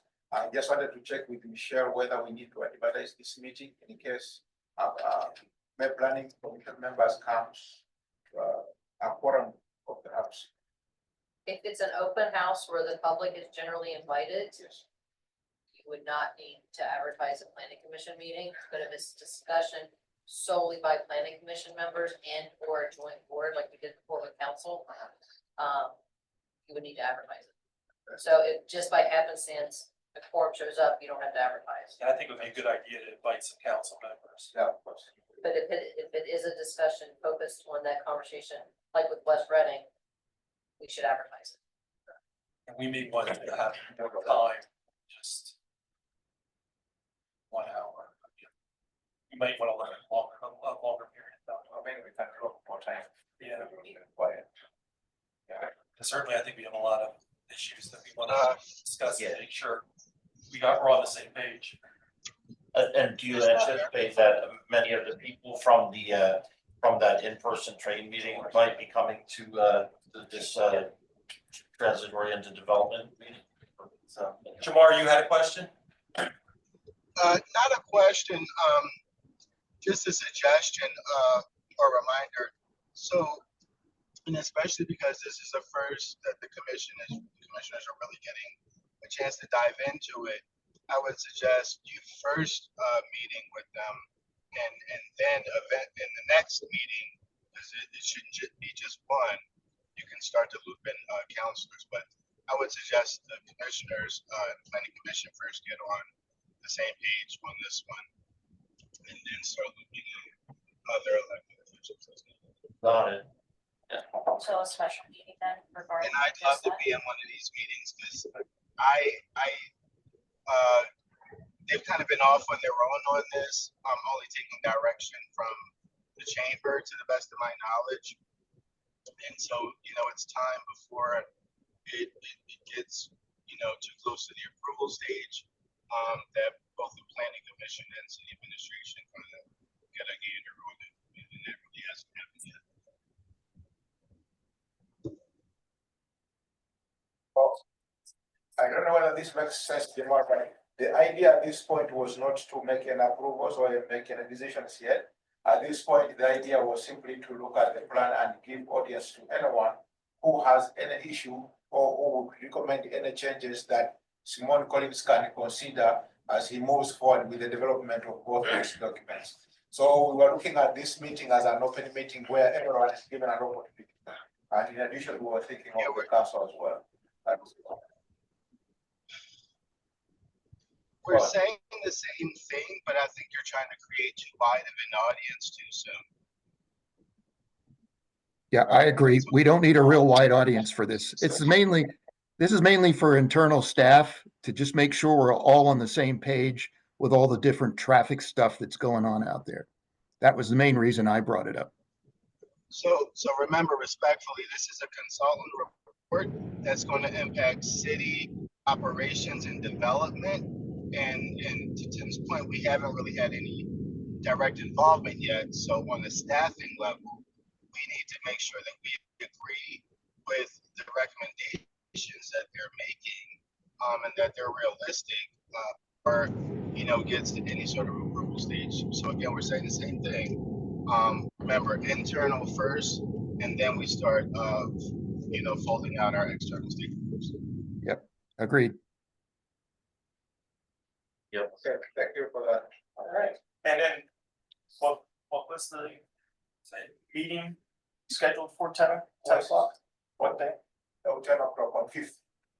On the 5th. On the 5th of Oh, February. that's the one I've already scheduled for. Yeah, but I have sent out invitation. So are we talking about just TOD on that day, or are we also talk about Vision Zero as well? I think the intention is to address both. Oh, good. And Yeah. hours on our agenda. Yeah, that's what Jerome says. It may not be enough. So perhaps. And if we're unable to attend, because that's during the workday, would this meeting, of course, will be videotaped, and we can watch it at our own leisure, correct? Yes, and you can also send your comments in advance in writing, and that way we can. Thank you. An email should be sufficient. Yep, and then after this meeting on February 5th, we'll have to schedule a meeting where we can go over these two things in depth, just the planning commission. During a workshop session, we just need to make sure we schedule it before the next time Simone Collins comes back to us. It needs to be the only thing in the workshop. Yeah, it needs to be the only thing in the workshop. Because like, we could do it March, for example, because February is going to be the redevelopment authority. Things we need to deal with that. So March, and then this will be the only thing on the workshop. Yeah, let's do that. And Mr. Chair, please make sure we factor in their scheduling. So part of why this died on the vine last year is because they had too many projects going on. So we just want to make sure we factor in their scheduling as well. March sounds like far enough out that they should be able to free up some time just for consideration.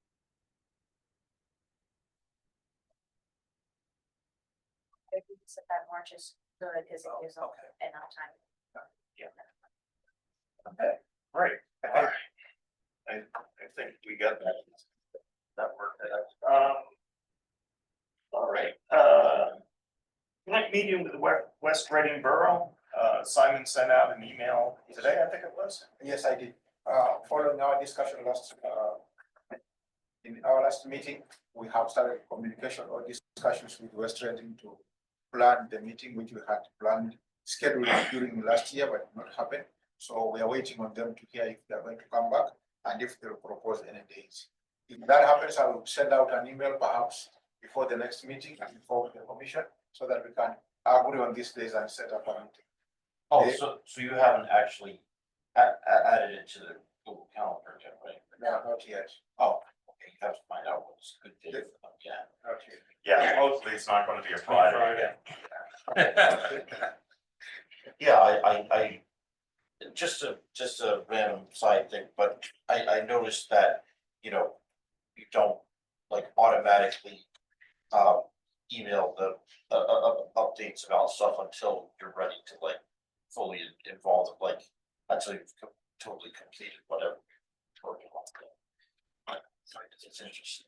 Yeah, and that's because they got enough of their own stuff to work on.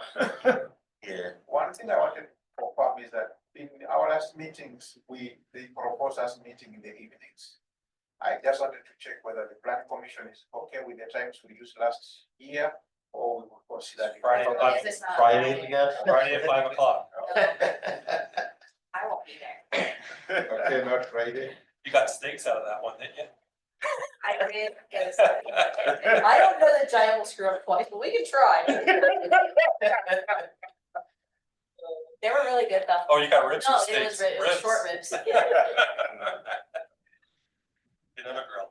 Alright, See here, our next meeting, will be our workshop meeting on February 18th. We will be with, representatives of the redevelopment authority, council, and community development. So I gotta get working on that big time. So what kind We of won't things need will? to advertise anything special for that workshop, right? if majority of the RRA, and majority of council is gonna be here, we should advertise it. Oh, So just, well, okay, So maybe have Linda poll. okay, I can email Linda to see how, oh, go ahead, Jamar. I was just gonna gently see if we could try to piece together an agenda that focuses the conversation. If possible, Mr. Chair. And this is an evening meeting, correct? Yes, at 5:30. So the 18th of February? Yes. That's our regular workshop meeting. Oh, okay, that is a regular workshop, yeah. I can send an email to Linda. Mr. Chair, if there are to see how particular many- city staff that you want to have there, if you could just let me know.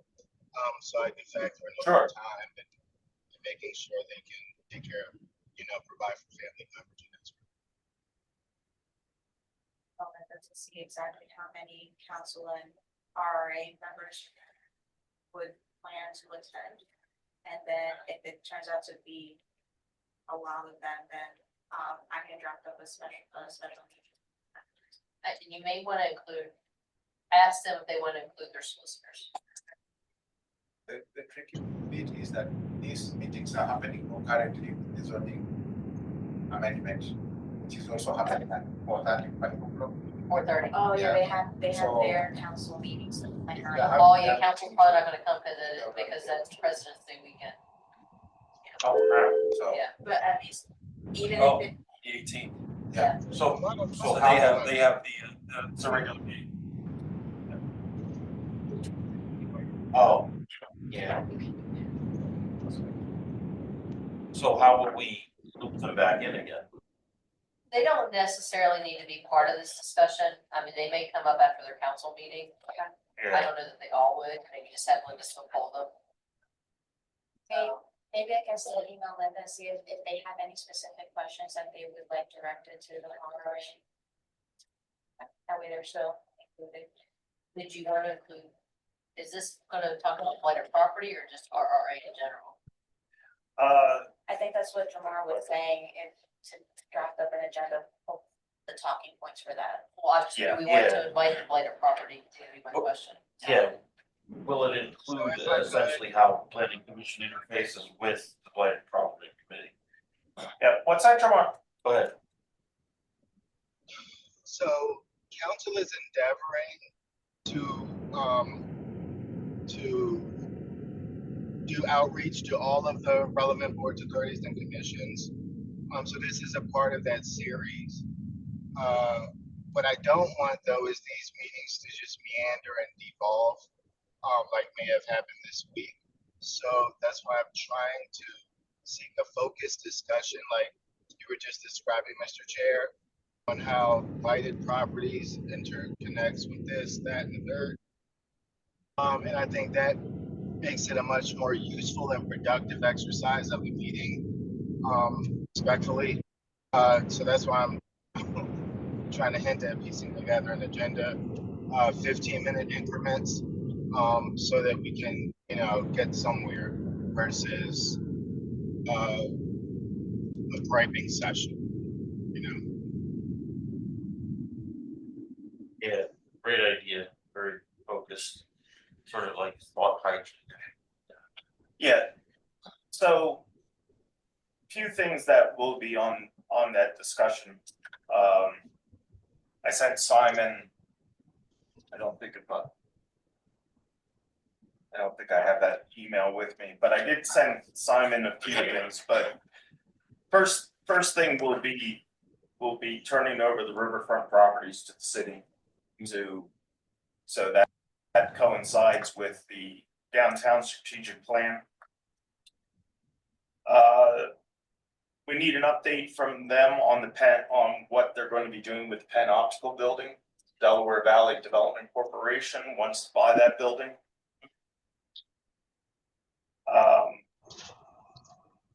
Just an FYI.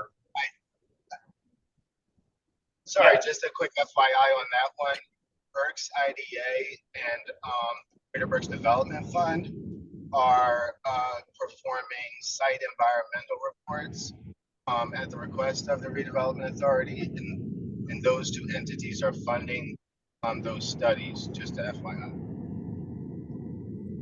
So yeah, we can just, that'll be a simple 5-10 minute thing. Yeah, so if it's about a study, it won't involve, say, a particular like ordinance or whatever. Like as far as No, and I'll go over how that works, but they need to do what's called what the heck is it, phase one environmental. Then the next thing we'll need to talk about specifically for blighted properties is 631 Buttonwood Street, which is a building that's pretty close to collapsing at the corner of Elm and Reed Streets. Is that, that an old manufacturing building, like Yeah. several stories tall? Yeah. Oh, well, you're talking about the one on Reed Street. Yeah. The one that has all the notices on it that the roof is caved in, right? Yeah, the roof is now completely caved in. Yeah, I'm afraid on that for so long. that the front of that building's What going to happened collapse. with that? It's just been. Is that the ones that came up when we were approving the parking lot? Oh, across yeah, the that's the street? building across the street. Yeah, Right. it's the building across the street from Ponce's Yep. parking lot. Yeah. Is it worse than the one on North 3rd Street? Well, that's the other one we're going to talk about. Because I drove past the one on North 3rd Street and half of that building has collapsed now. I'm afraid, I'm really concerned about that. Yep. Yep, so that's another one, and then the other one is This one? There, Yeah. Can I suggest Emily or one of us confirm with Heather that was certified as blighted? I'm pretty sure it was. Oh, Pretty sure it was down. and by the way, to the side of it is the railroad access, isn't it? Yeah, behind those trees is the railroad. Certified as blighted. Yeah. If I recall correctly, and my memory may be incorrect, I think this has been certified as blighted. If this is the correct property, the owner came into the blighted property and said, I wish Peter was here, his memory's better than mine. Thought the city was gonna demo it and turn it back over to her. And I said, no, we're gonna demo it and lien it, you're not getting any money out of this. And she never came back. I do remember that conversation. Okay. They're not demoing for free. On that third street, I advocated to a certain former director 4 years ago to pursue conservatorship on that one, and it was never done. On North 3rd Street. Yeah. Yeah, by the train tracks. I used to live over there. So Emily, can you just make sure Heather pulls the property files on each of these? So we know like who the owner, what we know about who the owners are and all that fun stuff. I mean, I'm concerned about the safety of the sidewalk. There's some fencing there. I mean, even driving always- past it. Always pictures, like the most up-to-date pictures we have. Just so people can understand what we're working with beyond words on the page. Oh, What was- oh, you couldn't zoom in anymore on it, on the third street? Oh. I just figured we were done. I figured- Because I don't know what one that is. Is there another iconic building that's like next to it? It's a huge old Used to be manufactured brick building by the railroad tracks. It was in the newspaper, it came up in council. Yeah. Right across the street from right across the railroad track from Weinstein Supply, and on the other side of the Mhm. street is the U-Haul. Is a U-Haul. Mhm. Let me just. But yeah, when I looked at it the other day, I noticed that the back half of it, that's along, I forget the name of that little street, because I was looking on something on Hudson Street, that half of that building is now collapsed. Mhm. Yeah, the trades office declared it an unsafe structure like 4 or 5 years ago. Put up the emergency fencing, but has, of course, done nothing since. But that's off the list of things that nothing's been done on, and we can try to get something done. Not try, we can work to get something done. Yeah, so these are, and then I have 2 or 3 other things. I gotta look at the email. But Could we add? well, Go ahead if you thought of what they Go were. ahead, Will. I didn't want to interrupt you. I thought you forgot what they were. Could we add the Reading Planning Commission's parking lot parcel that's in the, I was gonna bring this up. And we should have a discussion with city council about it. I'm not familiar. Can you update the new guy? Yeah, sorry, yeah, but I don't know if that was one of the things you were gonna bring up, Mr. Chairman, but you learn, I'll let you explain it. which one is this, Will? Our parcel that we own that you discovered recently. That's it, within the city hall parking lot. Oh, yeah. I did bring this up to Jamar. But actually there's talking about RPA parking lots. We got to talk about the one that's on South 11th Street. So. Oh, yeah, that one, a decision will be rendered on that at the next zoning hearing board meeting on Wednesday, February 12th, 30. So 213 South 11th Street, that's the RPA lot, and also the Thorn Street parking lot, behind, the new Platinum location. You're gonna send it to the police department of Bill for. Yeah, we're gonna put parking meters, and all the money that comes in, all the money that comes in from the police department having to fill the meter, we can use that to fund things like go to meetings and stuff. Okay, and then the last thing on the agenda is the escrow release for 645 North 6th Street. The applicant was the Home Rescue Mission. Most people will remember that this was the Hope Rescue store, Hope Rescue Mission store, thrift store. It is now called Lighthouse. The Lighthouse Shelter for women and children, I think it is. So I'll turn it over to Jerome. Okay, during the course of the last 2 years, they have been doing site improvements which have been inspected by my office. This plan was approved in 2022. And during the course of the last year and a half or so, they've done stormwater management improvements, which included an infiltration trench. They've also done erosion sedimentation control measures. They've completed sidewalk improvements, curbing improvements, driveway entrance improvements. And there's been also some miscellaneous type of work, which included the lighting, some excavation work, and some new trees. on the property.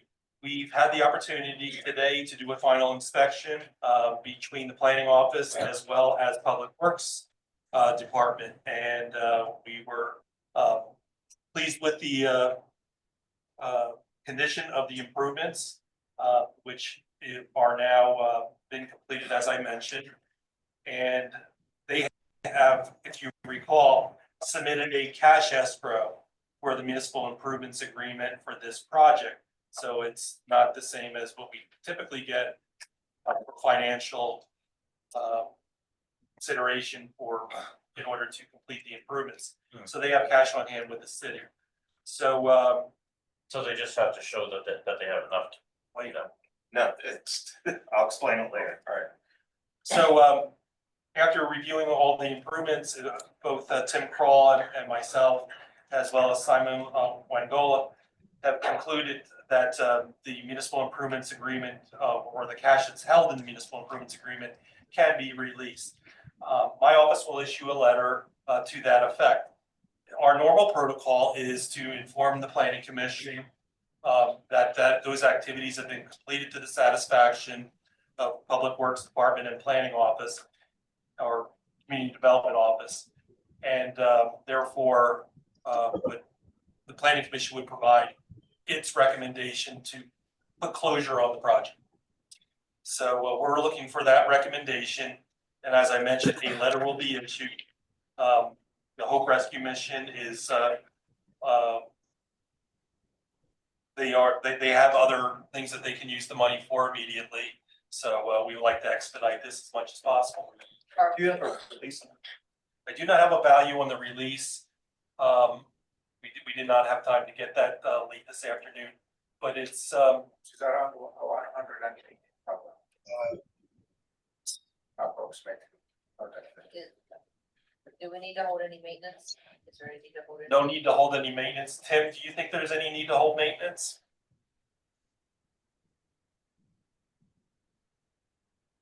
No, in fact, they waited 18 months from when it was actually completed, which I think must have been an interpretation of the maintenance period. I'm not sure. I'm not familiar with that. If they had just completed it, then we would want to see a maintenance bond. But it's already been 18 months, so I don't think they need to wait any longer. Yeah, they have, it's been at least 12 months, and I would say it may be as many as 18 months. One thing we do need is an as-built plan. Right, yep. Why don't we hold 500 or 1,000 just to make sure that we get that? The as-built plan. Yeah. Yeah, we can. I mean, couldn't it just be a condition of the release? Either way, if they're ready, I like that. they need the money, then we'll hold it. If they don't need the money, I mean, Cause I know that they're already working on getting that to us. okay, yeah, depending, my recommendation would be on their timing. If they need the other 99, whatever, we'll hold 1,000. If they're ready to submit the as-built, we can release the whole thing. We'll notify, like Ethan, the letter will go out tomorrow to the Community Development Office. We'll copy City Council, the applicant, and everyone that we typically provide notice to. But yeah, I think that this project's been successfully completed and everything appears to be in order and they're actually operating. So it's all good for everybody. All right, so do I hear? I'm sorry. Go ahead, Mark. I'm sorry, just while I have you, Emily, actually Simon. Yes. Because there was a very decent amount of city money that went towards this project, I'd like some final site photos so that we can report eventually to city council on how that funding was spent. I do have some site improvement pictures, Jamar, that I could provide. So they may have been done already. You might want to look for better pictures than what I got. For example, you might want to get building facade. I was at the grand opening like a year ago. So I'm saying if they've done more since then, then yeah, we want to get some updated photos because everybody was out for that. But to Tim's point, They have if a, they, continued even more important improvements, then we want to be able to capture that because it tells a story of not just development but how city resources have been spent. they also have a short little video that they have. Yeah. Yeah, I would recommend that, Jamar. They have a video that they've put together that's pretty good. It's on their website, and they presented that to us at the inspection today. I think council might like to see that. Yeah. You know, for too long we didn't do anything, and now we're doing stuff and we're supporting important, you know, community sustaining projects. So we've got to, you know, tell the story. Sorry. All right, so do I hear a motion to release the cash escrow provided by the Hope Rescue Mission? With the release of funds available when the as-built plans are provided, or if the as-built plans cannot be provided right away, that the city holds $1,000 in that escrow, from that escrow, until we do receive the as-built plans. Okay. So move. Hey, motion, Dan, and Danny first, Nelson for the second. Question on the motion? All those in favor, please say aye. Aye. Aye. Oppose? Oppose? Okay. We are once again unanimous, and they can get their money back, because I'm sure they need it. Mhm. I'll attach the pictures to the letter. Okay. Okay, I just have a few good of the order items, Mr. Chairman, because we got through that All pretty right, quickly. go ahead, Will. Yeah, thank you. I think that building in North Third Street, it just came to me, was the MJ Earl Yeah. factory. Mhm. Okay. Okay, I was right. Thank you. And Yeah, then that's- yeah. Just so we keep things straight, as in the past, on our agenda, we had an item for the approval of the agenda, standing item. I think that should be on there. And also, whether we have minutes or not, there should be a line item on there for the minutes. Because we can always report that we don't have any, but it should be on there. And the other one is reports, like the Blighted Property Review Committee, City Liaison, etc. It should be a standing line item. Even if there isn't anything to report, the person responsible can say so. So that doesn't fall through the cracks. The other item I brought up earlier, I've been meaning to bring it up now that it's been past 5 years, is that parking lot there on Kutztown Road where the trucks are parked. That was never approved for us. The applicant came before us, you may recall, Mr. Chairman, and we never approved it.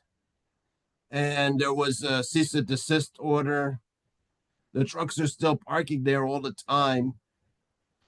There was the street vacation and all that was done, but nothing about the plan.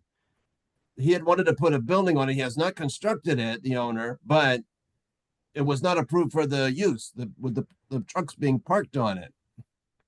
So I just want to bring that up. I don't know that I know before our new planning manager came, the predecessors were working on a tracking. So I don't know where this stands.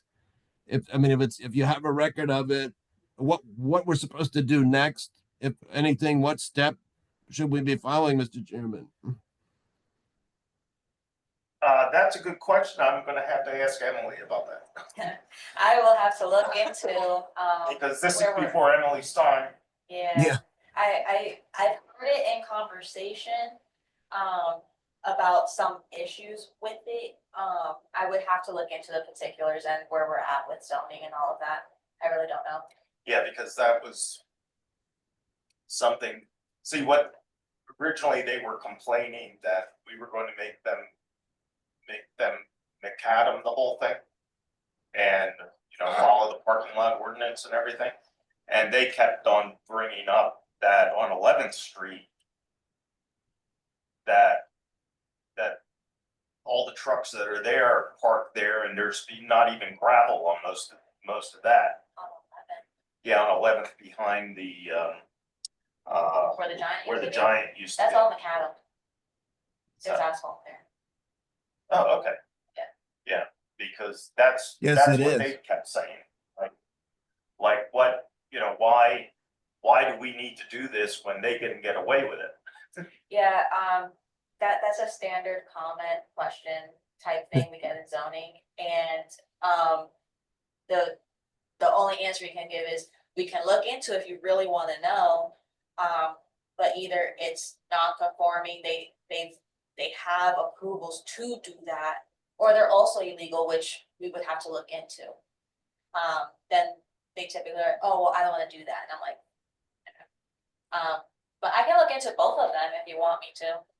Yeah, I'll get you the addresses. Yeah, no, it's like 1800s, it's not, the address is actually off of 12, I think.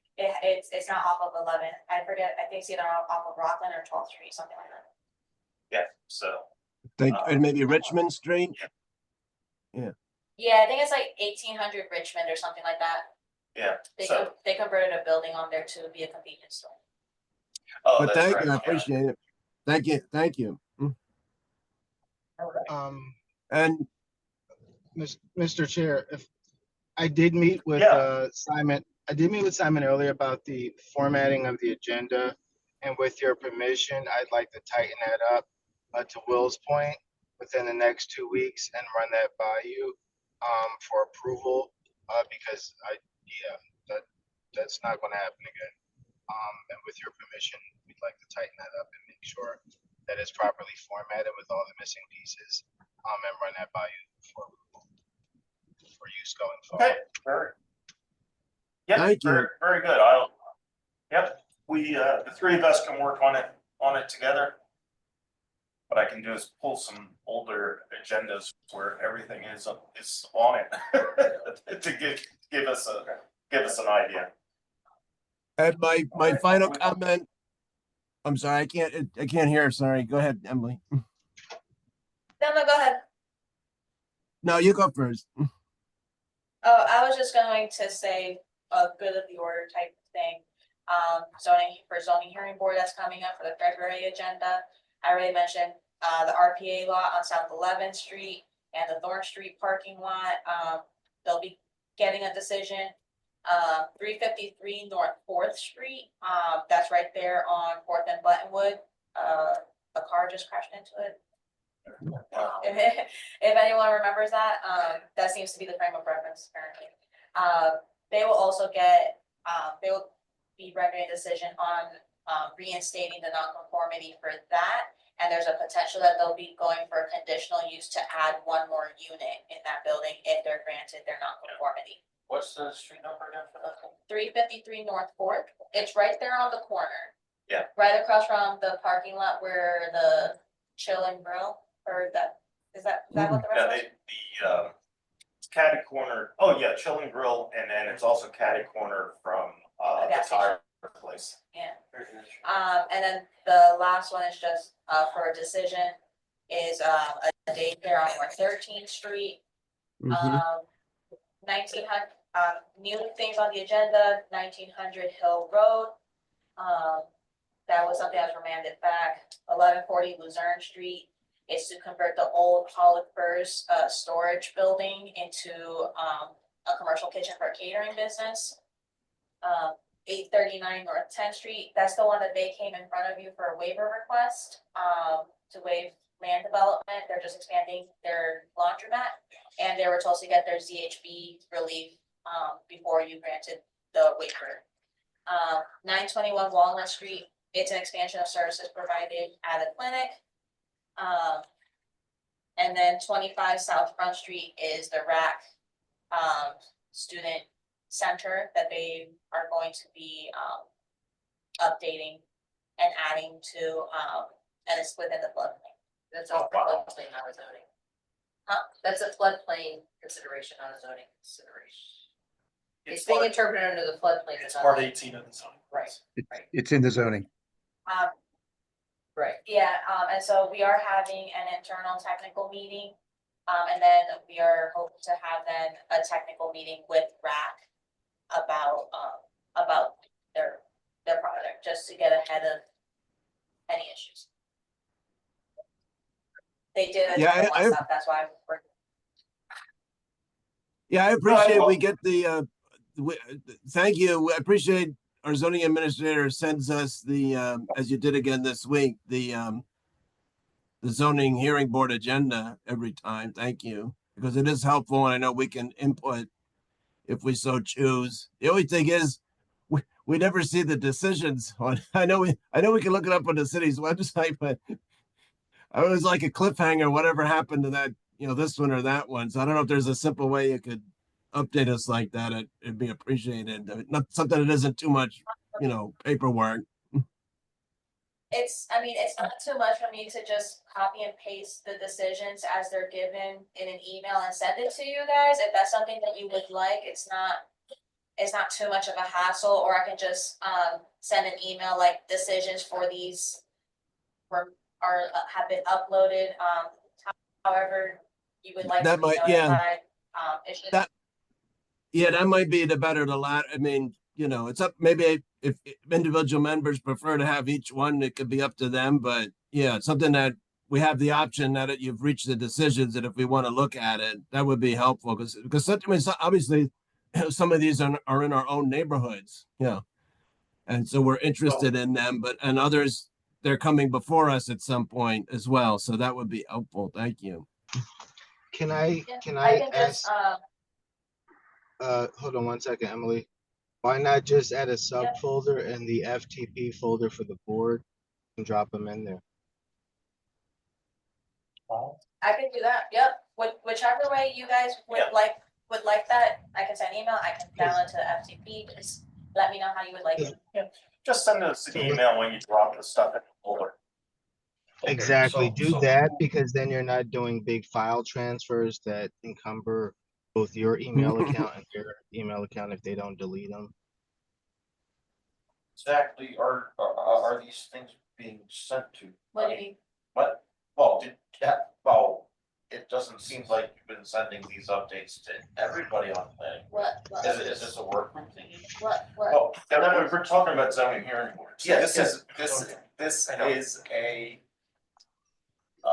courtesy of the zoning hearing board, because the zoning hearing board and us now talk. Right, but A few years ago, is this your work group thing? Like, No, this isn't a work group. no, nothing. Oh, yeah. This is just Will wants to be on updated the when decisions. decisions have been made. well, So decisions are public record, they are uploaded to the website the day after that a decision is rendered.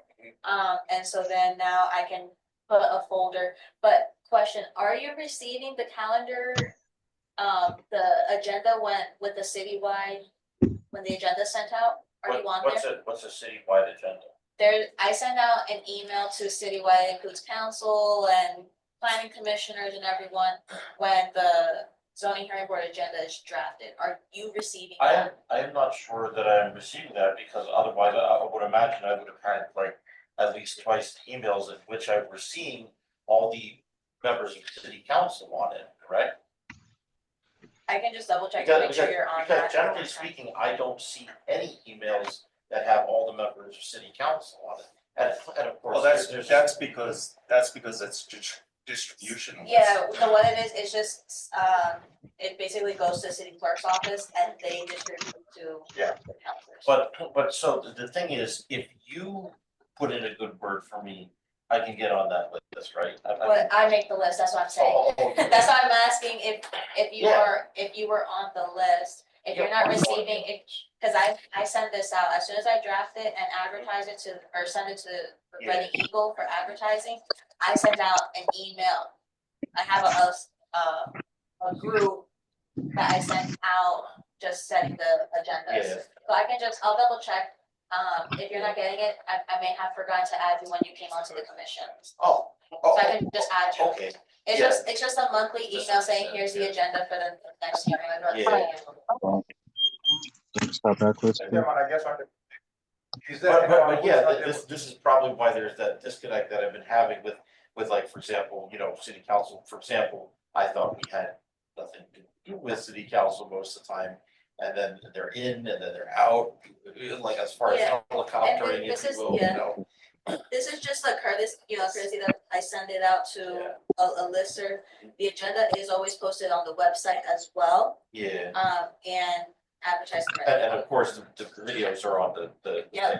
So, So I will upload decisions to the FTP then. yeah. All right. Yeah, I just wanted to check if there is anyone not being able to access the FTP site. David, that's my fault. I have to get in the habit of accessing. the thing. Yeah, It takes practice. I don't know. I think I gave Chris Yeah, you did. the Yeah. the general planning, sign in. Okay. And only just FYI, you still have, Chief Cornelli on. Oh, do I need to, yeah. I'll go through it and Who's delete that? that. Somebody from like 10, 20 years ago or something? No, it's not from last year. Yeah, he's a former police chief, and now the chief of West Reading. Okay, well, Oh, then it looks wow. like I'll just have to go through it. Everybody's like update. rotating around. All right, with that, do I hear a motion to adjourn? Danny? I'll second. And Chris seconds. Question on the motion? All those in favor, please say aye. Aye. Aye. Opposed? We are out of order. Okay, so you're gonna